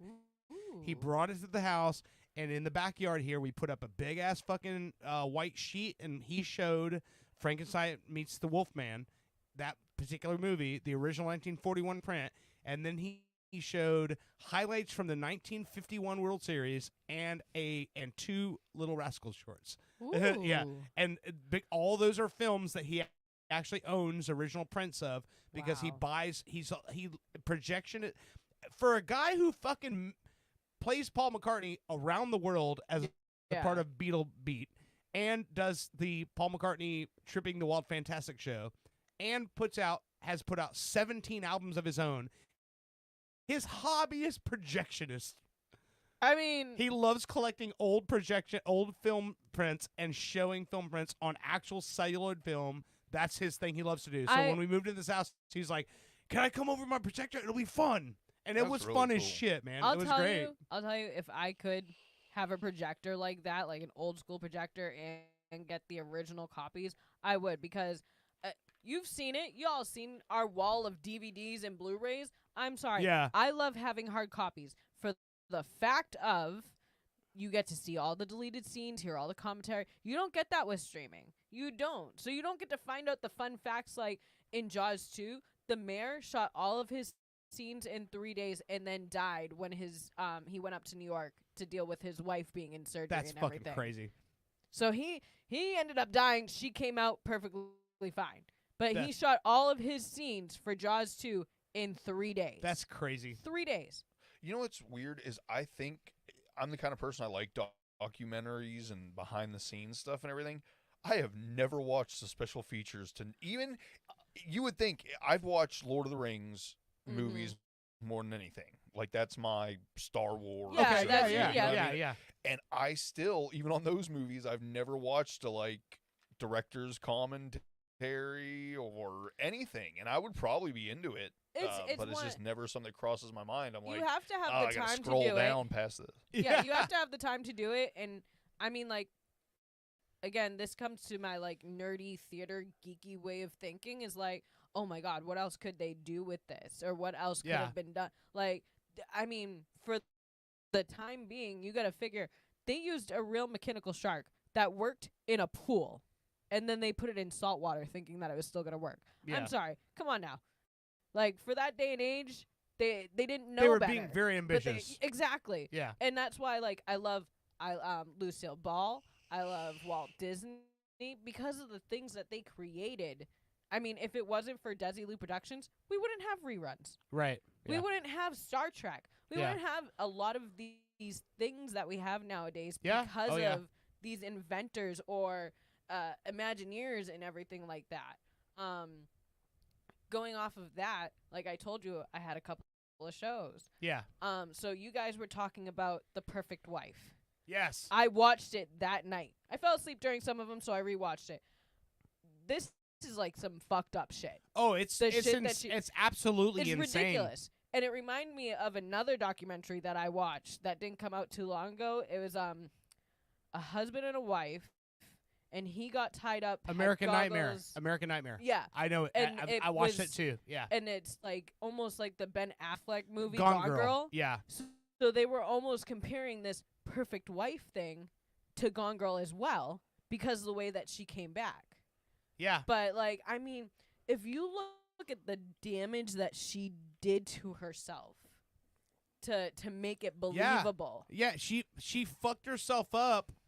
I on think The I purpose. hockey stick. I think I had said about that it was, you could tell she's truly crazy with the level of how far she went. Yeah. But all the stories that she told to everybody about how, like, I'm afraid of my husband. Oh, He yeah, no, says she that was- he's going to she kill was- me. I'm triggered by mariachi music. This was in the works for a very long time. Yeah. This I wasn't. have to bring him a sandwich completely naked. I mean, what husband wouldn't enjoy that every once in a blue Yeah, moon? but what the thing was, like that guy, like people were saying, like, oh, he acts too nervous in the interrogation room. Well, because he knows every time a wife goes missing, they It's most suspect the likely the husband. husband. And she had set it up so far in advance, telling people that he had done fucked up shit to her that he never did. Like the lying about getting the black eye Yeah, and like she's- telling her friend like, oh yeah, he punched me. She when in set the reality, groundwork. It happened while they were playing the slash. When you what? They were playing It was a Wii but bowling. That fruit. No, Yeah. it was the fruit game where you slash the fruit. yeah, Fruit Ninja. Yeah. And he just accidentally, like, she was standing right there, and he got her Yeah. with the elbow. Yeah. I mean, come on. Yeah. If you She watch set it up, anything, yeah, the Who whole hasn't time. gotten an elbow to the eye playing Fruit Ninja? I mean, I I think you get extra points, right? I got an elbow to the eye because I bit somebody on their side while they were sleeping, and that was the reaction I got. Well, you're not supposed I to never bite did that. people. Well, Wait I- a minute. So it wasn't spiders? They're not in the wrong on that one, I'm gonna say. No, it wasn't Owen. No, this was like a long time ago when I was in college. I wanted to be cute and wake up the guy I was dating, so I was like, oh, I know he's ticklish on his side, so I'm gonna bite him on That's his side. terrible And idea. I got That's- an elbow to the Sorry, there's no way I can make that sound better for you. That was just a bad idea. Yeah. But no, I'm saying, like, I mean, go back to I Love Lucy, one of the episodes, right? She by accidentally threw her book out the window, and then, like, in the next, like, scene, she gets, like, hit by something because Ricky, like, flings open the door or whatever, and she gets a black eye. And Ethel and everybody thinks that he actually hit her, and Oh, it's yeah. not, like, because he literally just did something. It was a mistake. It happened. You know? Yeah. So, But she like definitely set Yeah, the groundwork she for a definitely long did. time for that. And there's also the other one. Did you watch that one? Tell Them You Love Me. no, I haven't seen it It's yet. on Netflix. Okay. It's another one we talked about last week, but it's one where the lady who was teaching like facilitated communication with handicapped people. Oh, that was creepy. Yeah, watch that. Did you watch it? No, I don't have. Oh, okay. But Okay, you went but- just talking about Talking it, about you- yeah, that we're was Alright, super I'm gonna have to creepy. watch that. Watch that one. We talked about it last week, so I won't get way into it. But yeah, that one is it's worth watching. But Perfect Wife, the thing is, like, so one of my coworkers watched it, and her take on it was not my initial reaction. she had a very interesting take on it, where she said she thinks, based on if you watch it back, and I didn't think about this until she said it, but the guy from Detroit that they talked to, that she had met, right? So when they said when she shows the text messages between him, the text messages are after she was already missing from home. So she's not only missing from home, but she's texting this guy in Detroit at the same time. Mhm. She's like, this bitch was setting up franchises. Yeah. Like, she was texting multiple people. And not only that, but she's directed this guy that her ex to put up like plywood across the windows so that way to do things, and then she's sitting there watching on her phone everyone looking for her, and then just like reveling in the fact that everyone is like looking. her husband's on TV crying for her to like be brought home. Like that's real like psychological shit to That's do a level of somebody. evil that is like not fucking forgivable. Yeah. Well, just so you guys know, if you go down the rabbit hole of YouTube interrogations and stuff, you can watch a story like this almost every day. Oh, I know. I This know. is- Oh, yeah. Don't Oh, get yeah. me wrong. This one is pretty out Yeah. there, and it's a little bit above Yeah. and beyond, and they have a lot more information. Mhm. But, man, people are fucked I up. will tell They you really this. are like I just in the last 30 years of and one of the things that I've always been like super interested in, and I've gotten involved in a handful of situations. The two most notable that I actually got involved with was because of Henry Rollins. I'd say because of Henry Rollins, I've gotten involved in two particular causes that he was involved in that we kind of talked about, was the Jena 6 and the West Memphis 3. And in both of those cases, and you can look at Jena as the Jena. It was a case in Alabama, and then the West Memphis 3, it was in Arkansas. But both of those cases involved police interrogations that were completely unethical, totally fucked up, and way beyond stretching the limitations of what interrogations are supposed to be. And the more you watch now is that that's almost becoming the norm. And I think the reason why it's becoming the norm is because police are able to do whatever they want in the interrogation room as long as no one calls them on it. So it's almost become like cost effective to just do whatever you need to do to get the fucking confession, and then hope that no one ever questions you on it. Because these things, when they finally end up getting these things reversed or called back, it's decades later, and those people are no longer investigators. Now they're like state senators or congressmen, or like way beyond that point. And so, but to get your name and to get yourself up the political ladder, this is what you do. And so by the time any of this gets called into question, they're no longer in that capacity anymore. Yeah.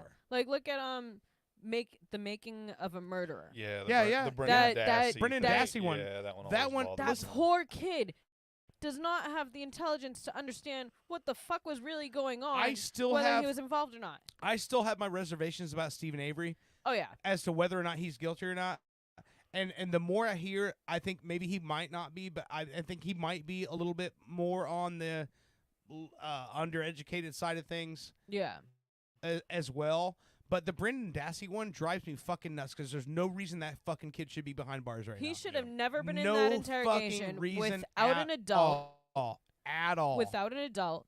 And they shouldn't have questioned him the way that they did. Like, he didn't understand. It goes way beyond that. They had the guy literally almost holding his hand, having him draw, or was basically telling him what to draw. Yeah, exactly. I'm sure I've watched 200 to 500 interrogation videos. That is still the worst. As far as like, what do they call it, leading the witness or whatever? Yeah. I have never seen anything. I mean, if that's the 10, and they I've still never seen can't- anything else above like a 7. You know what I mean? Yeah. Like They still that. can't get it that overturned is for him. so, yeah, no, and even that kills me. The Freedom Project, the actual people who usually get that shit done, can't get it done. They've exhausted all of their fucking resources at the state level, and now it has to go to the federal level. And as we all know, the federal level has their hands full right now with one guy. So it's going to be forever until they get to that guy. And it sucks because so I I think the most I've ever dealt with, like, the anxiety of that end of it was with the West Memphis 3, is watching a state do everything they can to claw onto the fact that we're right. Like, we have DNA. Well, I don't give a fuck about DNA. I don't know about no DNA, but y'all are wrong. We're fucking right. And holding on to it because they don't want to admit they're wrong, because the fact of the matter is, like, in that specific case, you got 3 fucking guys that you convicted in their teens. Yeah. 17, 16, and 15, who had served 18 years in prison. So these guys are now in their 30s, right? And by the time that the DNA evidence was submitted, and they go, oh, holy shit. Exactly. These guys are innocent. The state of Arkansas would have been bankrupted just by their wrongful conviction plea. They had to go to these guys, and one guy was on death row, 2 were serving life. So the guy that was on death row, they go, fast track, he's going to be executed at the end of next month. What the That's ridiculous. And then they go to the other 2 guys and go, will you accept an Alford plea, which says, I will plead guilty but maintain my innocence in order to get out today? And they were like, no, fuck that. We're innocent. We're going to fight this. And they go, well, Damien's going to be executed next month. Yeah. And they go, well, fuck. Yeah, I guess now we have to. They did and that that's what to, they did to them. That's what they did to them in order to get that. And so once that happened, all 3 of them had pled guilty to save their buddy's life, so they can never sue the fucking state for wrongful conviction. Well, that is what they did to those 3 fucking dudes. They offered that. You remember the staircase? Yeah. So the guy, right? He found his wife dead at the end of the staircase. Yeah, yeah. And she, like, took sleeping pills, was drinking a bottle of wine to her face, and he, like, went to bed before her. Yeah. And his defense team proved that the way the blood spatter had nothing to do with being beaten in the head. It was the way she fell down the stairs was how she got all those marks and with so much blood. You bleed a lot from your fingers and your head. Yeah, yeah. No matter what Yeah. happens. Yeah. So they still, as he got, like, older, I mean, he was probably in his 60s or 70s. He was in his 70s at the time, yeah. So they went when he was to fighting him, it, yes. They went to him in jail and said, take this plea. Alford plea, yeah. And you can get out today. It's become increasingly common for the Alford plea and so before the West Memphis 3, that was 2011 when that came down. Before that, it had not been used for 38 years. And now it's becoming common because when that case happened, all these other prosecutors saw that and go, oh, shit. So we can just use that and go, hey, because for most people, when they go, you can get out tomorrow if you just do this. And these are guys who've been in prison for decades. Yeah. Wrongfully accused. And they just go, fuck it. I'll take it to be out of this bullshit and out of this hell. And they take it. And then it just relieves the state of all wrongdoing and responsibility. Exactly. It's fucking fucked up. And with the West Memphis 3, they were lucky in the fact that they had Johnny Depp, Eddie Vedder, Natalie Maines, Janine Garofalo, Henry Rollins, all these people on their side that going, hey, look at the fucking evidence here, you assholes. Yeah. It was this little shit-fuck town of West Memphis, Arkansas, where everyone is related, and it's all bullshit. Mhm. And there were 3 kids who listened to Marilyn Manson and Metallica and wore black clothing when everyone else was wearing their fucking shit kickers and fucking flannels. And they're like, 3 kids were killed in the woods. Oh, looks like it was satanic ritual. Must have been them kids that wear black all the time. And that's all it was. That's all it was. There was 0 evidence ever. Yeah. Ever. There was nothing ever tying them to any of this. It was just all the fucking he said, she said, and neighbors going, well, them weird-ass kids over there, nothing ever tied them to the case, and they spent 18 years of their life in fucking that's prison ridiculous. because of Meemaw and Paul bullshit. Yeah. And they end up they're out now, and they're all doing fucking great, and they all have careers now. Jason Baldwin, who was the middle one out of the three, he actually works for the Innocence Project now. Mm-hmm. So, and Damien Eccles, who he had written songs for Pearl Jam while in prison, because Eddie Vedder was just like, write some shit. He's like, send me your poetry. I'll turn it into songs. I'll give you songwriting credits just to like keep them relevant. Yeah.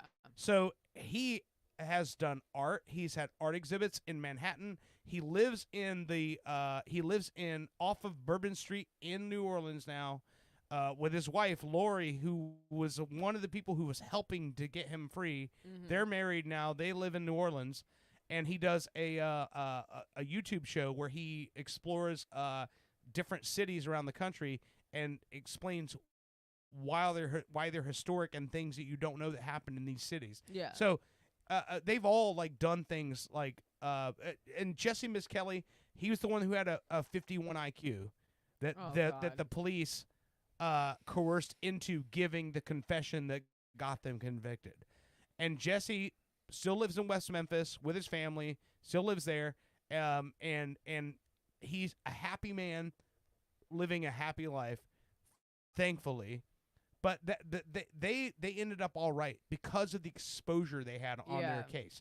Most people in their situation do not have that level of exposure. Yeah. And it's fucking crazy. The fact that Brendan Dassey is still in prison with 2 seasons of a fucking Netflix show is mind-blowing to me. It really is. It is mind-blowing because you can see, and we made jokes about it. Anyone who listens to this show live, when you hear the fake commercials that play during, we did one called "Making a Shoplifter," and we did multiple ones. The bugles and yes, and I don't know. that's us parodying how ridiculous Brendan Dassey's fucking testimony and interrogation recordings were, how inept this man was, and how uninvolved in the situation he was, and how he had no fucking idea what he was being questioned about. Exactly. That's how crazy it was. Yeah, that, and I just, the things that like get me, that our police system and shit does. Like, you remember the bombing at the Olympics in Georgia? Yeah. The guy who literally made sure everybody got away from that fucking bench. Yeah. They dragged his fucking name through the. What's his name? Richard. They made a movie. Richard Jewell. Yeah. Richard Originally, Jewell. Yeah. they were like, "Oh, he's a hero," and then they said he was the one that fucking planted it. Come on. Even the Boston Marathon bombing, right? Yeah. There was a guy who literally showed up and started putting tourniquets on one dude who lost both his legs. Unfortunately, a lot of people did that day, but they tried to put it on him, like he was the one that planted the bomb right there. Yeah. Like, I'm sorry, but there are people out there who the second something happens goes into I need to help mode. So you can't automatically think that just because that's their mode that they're the ones who are doing it. Well, I'll go a little further than that. I doubt anybody that's bombing a place is going to help. Exactly. It's in the there's no sympathy there. You know what I mean? Yeah, like if you're gonna bomb, exactly, you don't have sympathy for those people. If anything, you hate them and you're happy about it. Exactly. So I mean, it would be so far to go to think that someone was enough of a like sociopath that it would have to be like the person was so fucked up that they wanted to see the results and be in it. Then, but man, that's yet again, just if you've watched a bunch of interrogations and stuff, that would be such the rare case for someone that far out. So let me tell you about, this is the bossest of boss-ass bitch moves, right? In that West Memphis case,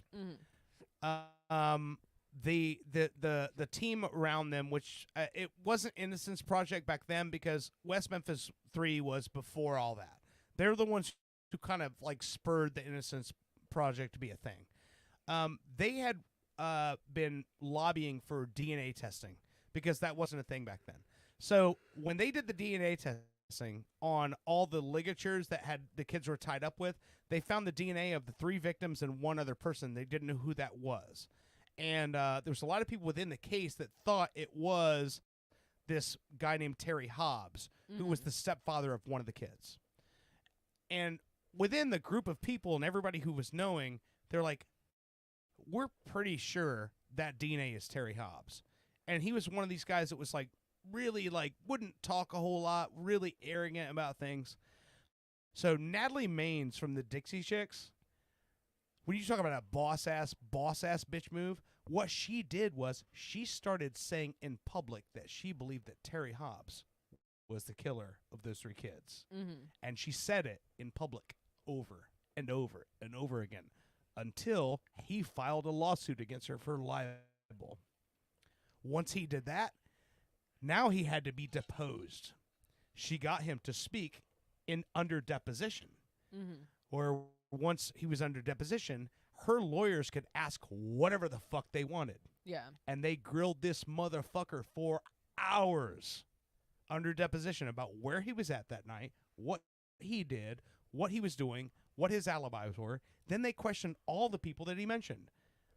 And then they said, will you submit to DNA testing? And he would not do it. Of course. So then they had somehow or another, they were able to get a cigarette butt out of his fucking ashtray because he smoked during the deposition and figured that that was his DNA as the 4th fucking person there. Yeah. And she fucking, Natalie Maines single-handedly cornered this motherfucker to go, you're the only DNA in that scene that isn't one of the victims. Yeah. She cornered him. And because of that Alford plea, the case is closed and he will never be fucking tried. Oh, see that? Yeah. That's my biggest problem with the law Yeah. system is it's like, what? Because all the law enforcement, all they go, nope, we got the plea. We have our killers. They're free now, but the case is closed. That's our conviction. But that's pure insanity. I know. It is. Right? I know. That you can literally know where we're at with DNA now and know that this person's the killer, but what would the word be? Ambiguously, just because these guys said they did it, and that makes it okay for you. Exactly, You're just yeah. like, fuck it. But he was so fucking arrogant, and she fucking that is the fucking epitome of a boss ass move to go, I know it. Yeah. I'm gonna goat you into fucking suing me. I'm gonna fucking talk so much shit to go, you're the killer, you're the one, we all know it, everyone knows it, so that you sue me for libel and I get you in a fucking chair for deposition. Yeah. She did that shit. But the fact and he'll that- still never be tried. Yeah. See, I love watching Forensic Files, NCIS, Bones, all these shows. Yeah. Because I love when the person who did something gets so cocky. Yeah. And it's like, we're gonna get you. Like, no matter how you. They even got audio we're of him gonna get talking. you. They even got audio of him talking to his buddy going, hey, remember that night? And he's like, yeah, I remember. And like, at that time, the investigators are, so they're actually filming this guy going, hey, I wasn't there. And they're filming him on the phone with Terry Hobbs going, hey, now, listen, don't talk to nobody about what happened, but remember when I come over and we played guitar a little bit? And he's like, yeah, and we come over. And he goes, but you didn't come over that night. I said, when you talk to people, tell them I come over and play guitars a little bit that night. Yeah, but when you came over, you came over and you were all dirty and I didn't say what happened. Tell him, remember when I said I came over that night? And like he's like literally coaching this guy into what to say. Yeah. But they had a fucking cameraman filming when he's on the phone with this guy. Yeah. That's And like I didn't know that there was a murderer who was a live streamer. I just heard this story today. There was a murderer who was a live streamer and actually did a fake live stream, and then even in the start of it, like, was making all the excuses as like, oh, I don't know why the live chat's not working, blah blah blah. But did this whole thing where he put up this 5-hour live stream, and during that he killed his pregnant ex-girlfriend or whatever. Oh, is that one, the TikTok murders or whatever, or which one is that? God, his name was like Daniel McFlannery or something. Okay, I know that it was like a Irish or Scottish type. Oh, wow. Okay, I didn't streamer know that or something. story. You know, I had never heard of it until today, and what I seen was even just kind of a short clip about it. I don't have too much detail about it, but I was like, I had thought of with all the murder mystery stuff I watched before. Yeah. I figured that was going to happen at some point. Yeah, yeah. That, you know, some live streamer was going to make a fake. I didn't know that it had happened. I just remember out of that particular game, and the only reason I keep going back to Westminster 3 because I have more Knowledge of interaction it, in that whole situation. I remember Henry Rollins when he'd come to Orlando and this was multiple because of course this was they were arrested in 1994, I want to say, and they were freed in 2011.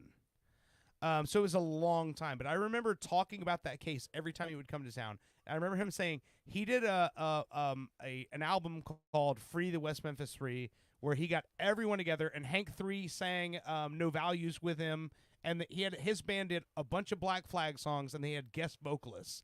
And he's like, the people that came aboard that were like, we want to sing a song on that. Lemmy from Motorhead, Chuck D from Public Enemy, Ice-T, Mike Patton from from Faith No More, Eddie Vedder, all these people that came aboard to be part of that album. And then when he went on tour with it, they had a gig in Memphis, Tennessee. And then everyone was telling him, when you get to Memphis, it's going to be a problem because West Memphis, Arkansas the city of Memphis goes across 2 states. You have Memphis and then you have West Memphis, and that's in the state of Arkansas. And he said he knew he was going to have a problem because it was that close. A lot of the victims' families came across the border to come to his gig in Memphis, Tennessee. And he said he knew going into it. And then people were like, hey, there's some people here who want to talk to you. And all the victim families showed up. They wanted to speak to him about what he was doing and what he was promoting. He goes, and all of them said, we're happy you're doing this because we were always kind of suspicious as to whether those kids were involved or not. And he says, and that's when he knew. He's like, they're not the ones who are fucking snowed in this. Right. They realize they don't think those kids did it either. Yeah. But it's the state already made that decision. They already went that hard into it. They're the ones who don't want to admit they were wrong. Yeah. The victims' families are questioning it. Exactly. And that's gross, right? Like one of the biggest things that's being a good person or growth as a human Especially if is they're admitting when you the get something wrong Yeah. and learning from it. So the fact that our governing bodies can't admit when they're wrong is They a never scary will. fucking They Because never the will. judge that was involved in that whole case, by the time that the appeals and all that stuff went through, he was a state senator by that point. Yeah, don't even care. Doesn't He even made his nothing to him. career off that case and became a state senator and was climbing the ranks. Oh, that's gross. Yeah, that's how he made his fucking career, was that. And he's like, and these victims' families are going, yeah, we're interested in hearing what happens out of this too, because we never really thought those kids, were the ones involved. Well, that's why, like, right now I'm, like, rewatching NCIS, because it also helps me fall asleep if I'm You do watching know those some. aren't real. No, I do. Yeah. But Well, you brought up Bones and how they're going to get them, and I'm like, But those even aren't real if you cases. watch, like, SVU and stuff like that, SVU automatically says it's similar to cases They're that based on happen real way cases, back. and they dramatize it, yeah. But in, like, NCIS, because that's one of my favorite shows, you have the town or the city's police that are like, it's this guy. This guy did it. This is the one. And you have Gibbs who's like, I'm gonna, I'm Right, still so gonna it's dig even doing got- something else. So it's gotten so bad that even in scripted written television shows, the police they're- are wrong. like, They're all great- wrong. Yeah. And they end up finding out, like, it's the detective who was originally on switched the vials so that way, Yeah. like, no, the last one I watched, the lawyer took the vial girl DNA on it out and placed it in his kid's car, so it looked Yeah. like he was the one that did it because Just like in her the Making DNA Murder was in one, the that car. Stephen Avery blood. Somebody put it on with like a car touch-up brush. Right. Yeah. Like, and it drives me insane because we put our lives in these people's hands, and they jump to the conclusion, oh, well, you walked around the corner and you look like the same person, so you Yeah. automatically have Oh, to yeah. be the person that did it. Well, and yet again, the more interrogation and body cam footage you watch, you realize they're Oh, they're yeah. just trying to get somebody. Yeah. They're They just don't trying care to get who somebody. it is as long as they get it's- somebody. It's not investigative, it's convictive. You know But what I mean? I will Like, they're- say, in The Perfect Wife, the way that the detective handles himself was a lot better with the husband. Like, he's like, I've got to prove Yeah, yeah. He in wa- some yeah. way, shape, or form that you either did it or didn't.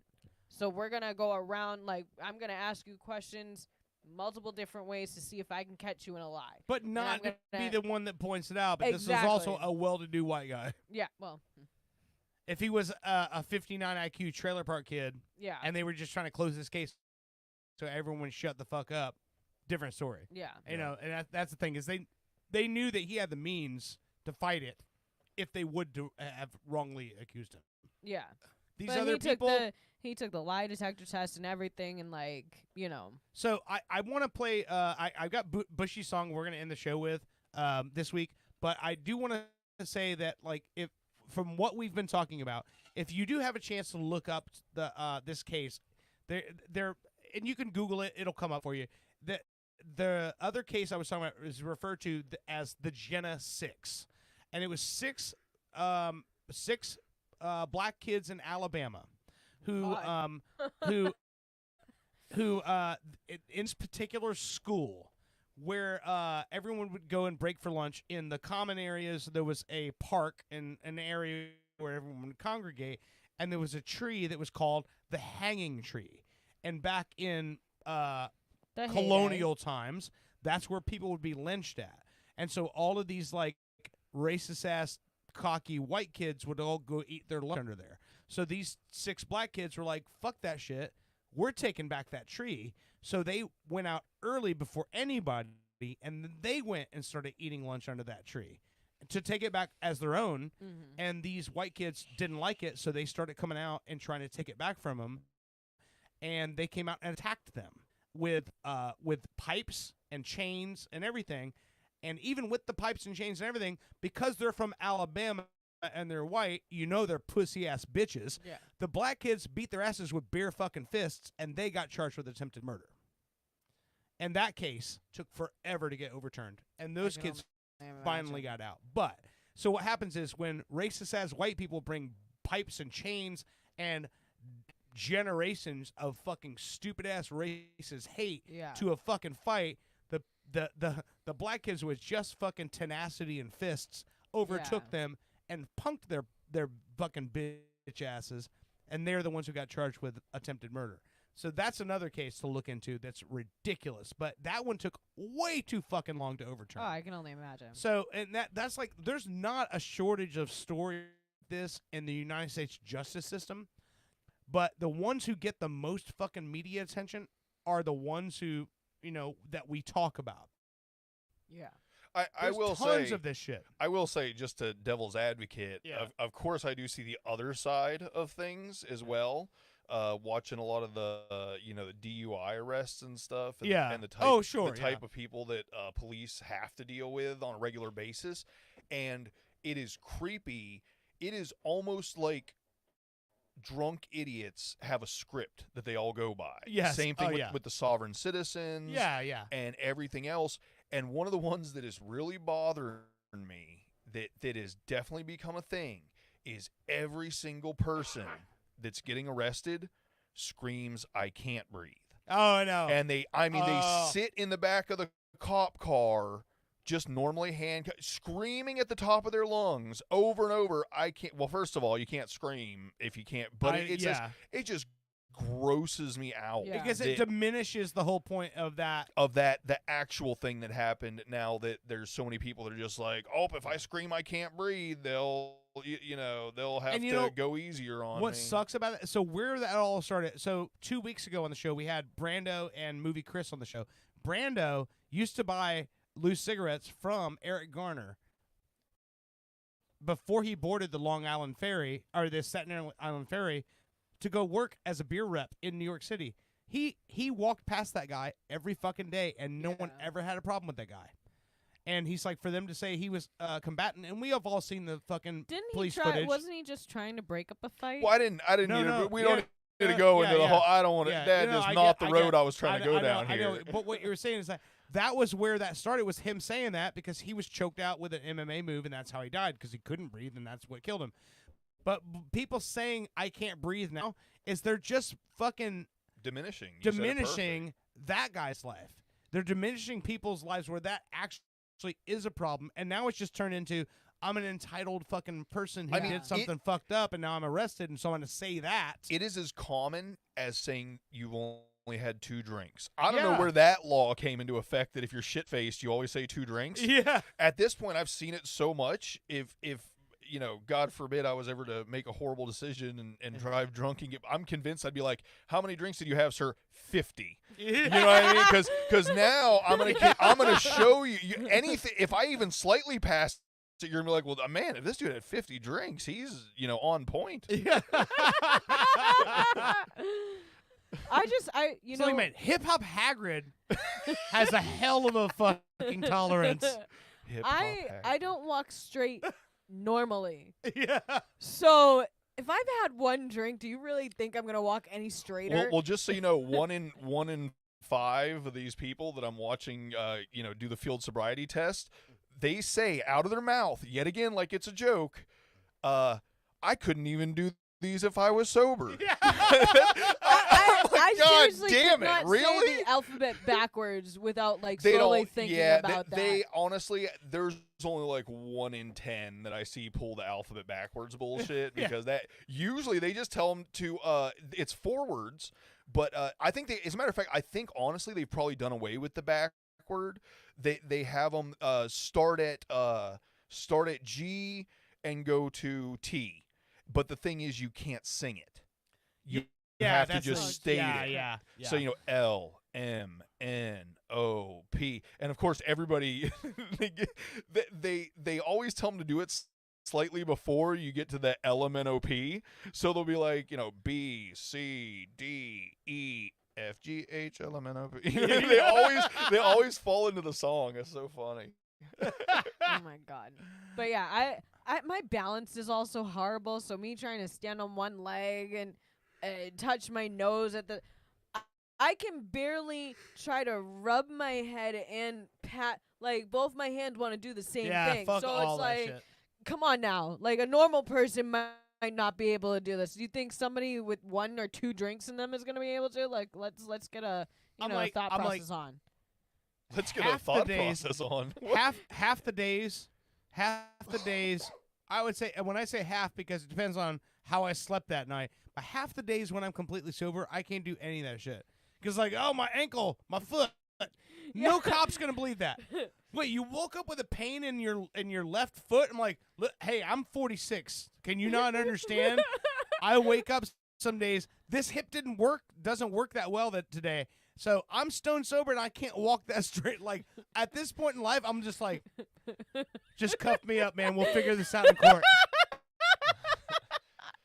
I mean, if I'm It's not like, it's 11 a.m. I know, I'm completely sober, but y'all are not going to believe that. So if I'm not mistaken, and don't take this as law or anything, but if I'm not mistaken, the lawyers that actually will make the review videos and stuff will always tell you don't do any of the tests, even if they tell you, well, if you refuse the test, you lose your license for a minimum of a year. Apparently, that's going to happen if you fail the test anyway. That's so all. They that say, can all they be say fought. not to take the test because then you have less proof, of how your drunk you wrong, are, and yeah. at least you've got a chance if you lawyer up. But yeah.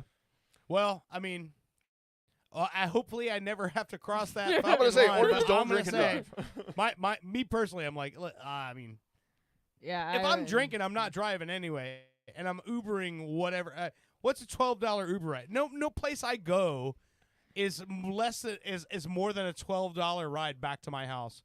But if I am driving, I know I'm good.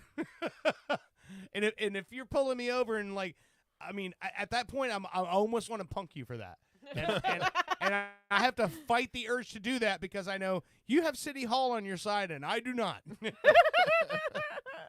So I want to end this show with so Bushy's track for today, and you play video. This is a fucking banger. It's just this a is- fun song. It's just kind of chill. I it is- hadn't heard it in probably. When I say it's a banger, it's just like when I hear this, I'm like, I could definitely. It's a mood changer. It's a mood. It's definitely a mood. This is Plies, Real Hitta, featuring Kodak Black. How long ago did it say? Watch, this is like 10 years old now. 7 years, man. Yeah, it doesn't seem that old. When I was pulling it up, I was like, oh, I haven't heard this in a couple years.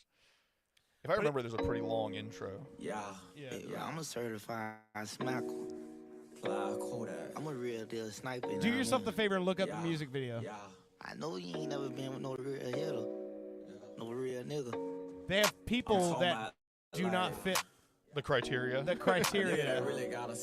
Acting out the video, and it's fucking incredible. Maybe a 14-year-old white boy. Yeah. And an old, a mid-60s white guy standing in front of a very characteristic middle-class white home. Always in the field, probably finessing, probably out here Jordan. I wanna know, I'ma love you like I might die tomorrow. I want to thank everybody for listening tonight. This has been a good show. We've had a lot of fun here, and I hope you did too. We will see you again next week. Until next time, you've been listening to Pop Culture Radio. Have a good week. Before I take it in, I got to catch me one more sale. Name saved up on her for breeze, cause she ain't got no smell. I can hit it from the back and got to hold my breath. All these Hondas on me got me starting to look like a scammer. All that ass she got back that's starting to look like a pamper. Pop Culture Radio has been a weird Florida production. Like and subscribe on your favorite platform. Julio, but he don't play for Atlanta. The only millionaire you know that wear dope boy Reed. You ain't never fucked a nigga that had this much cheese. I'm just trying to run you crazy like they tried Kanye. Treat you like the mailman, make you come once a day. Have you ever made love?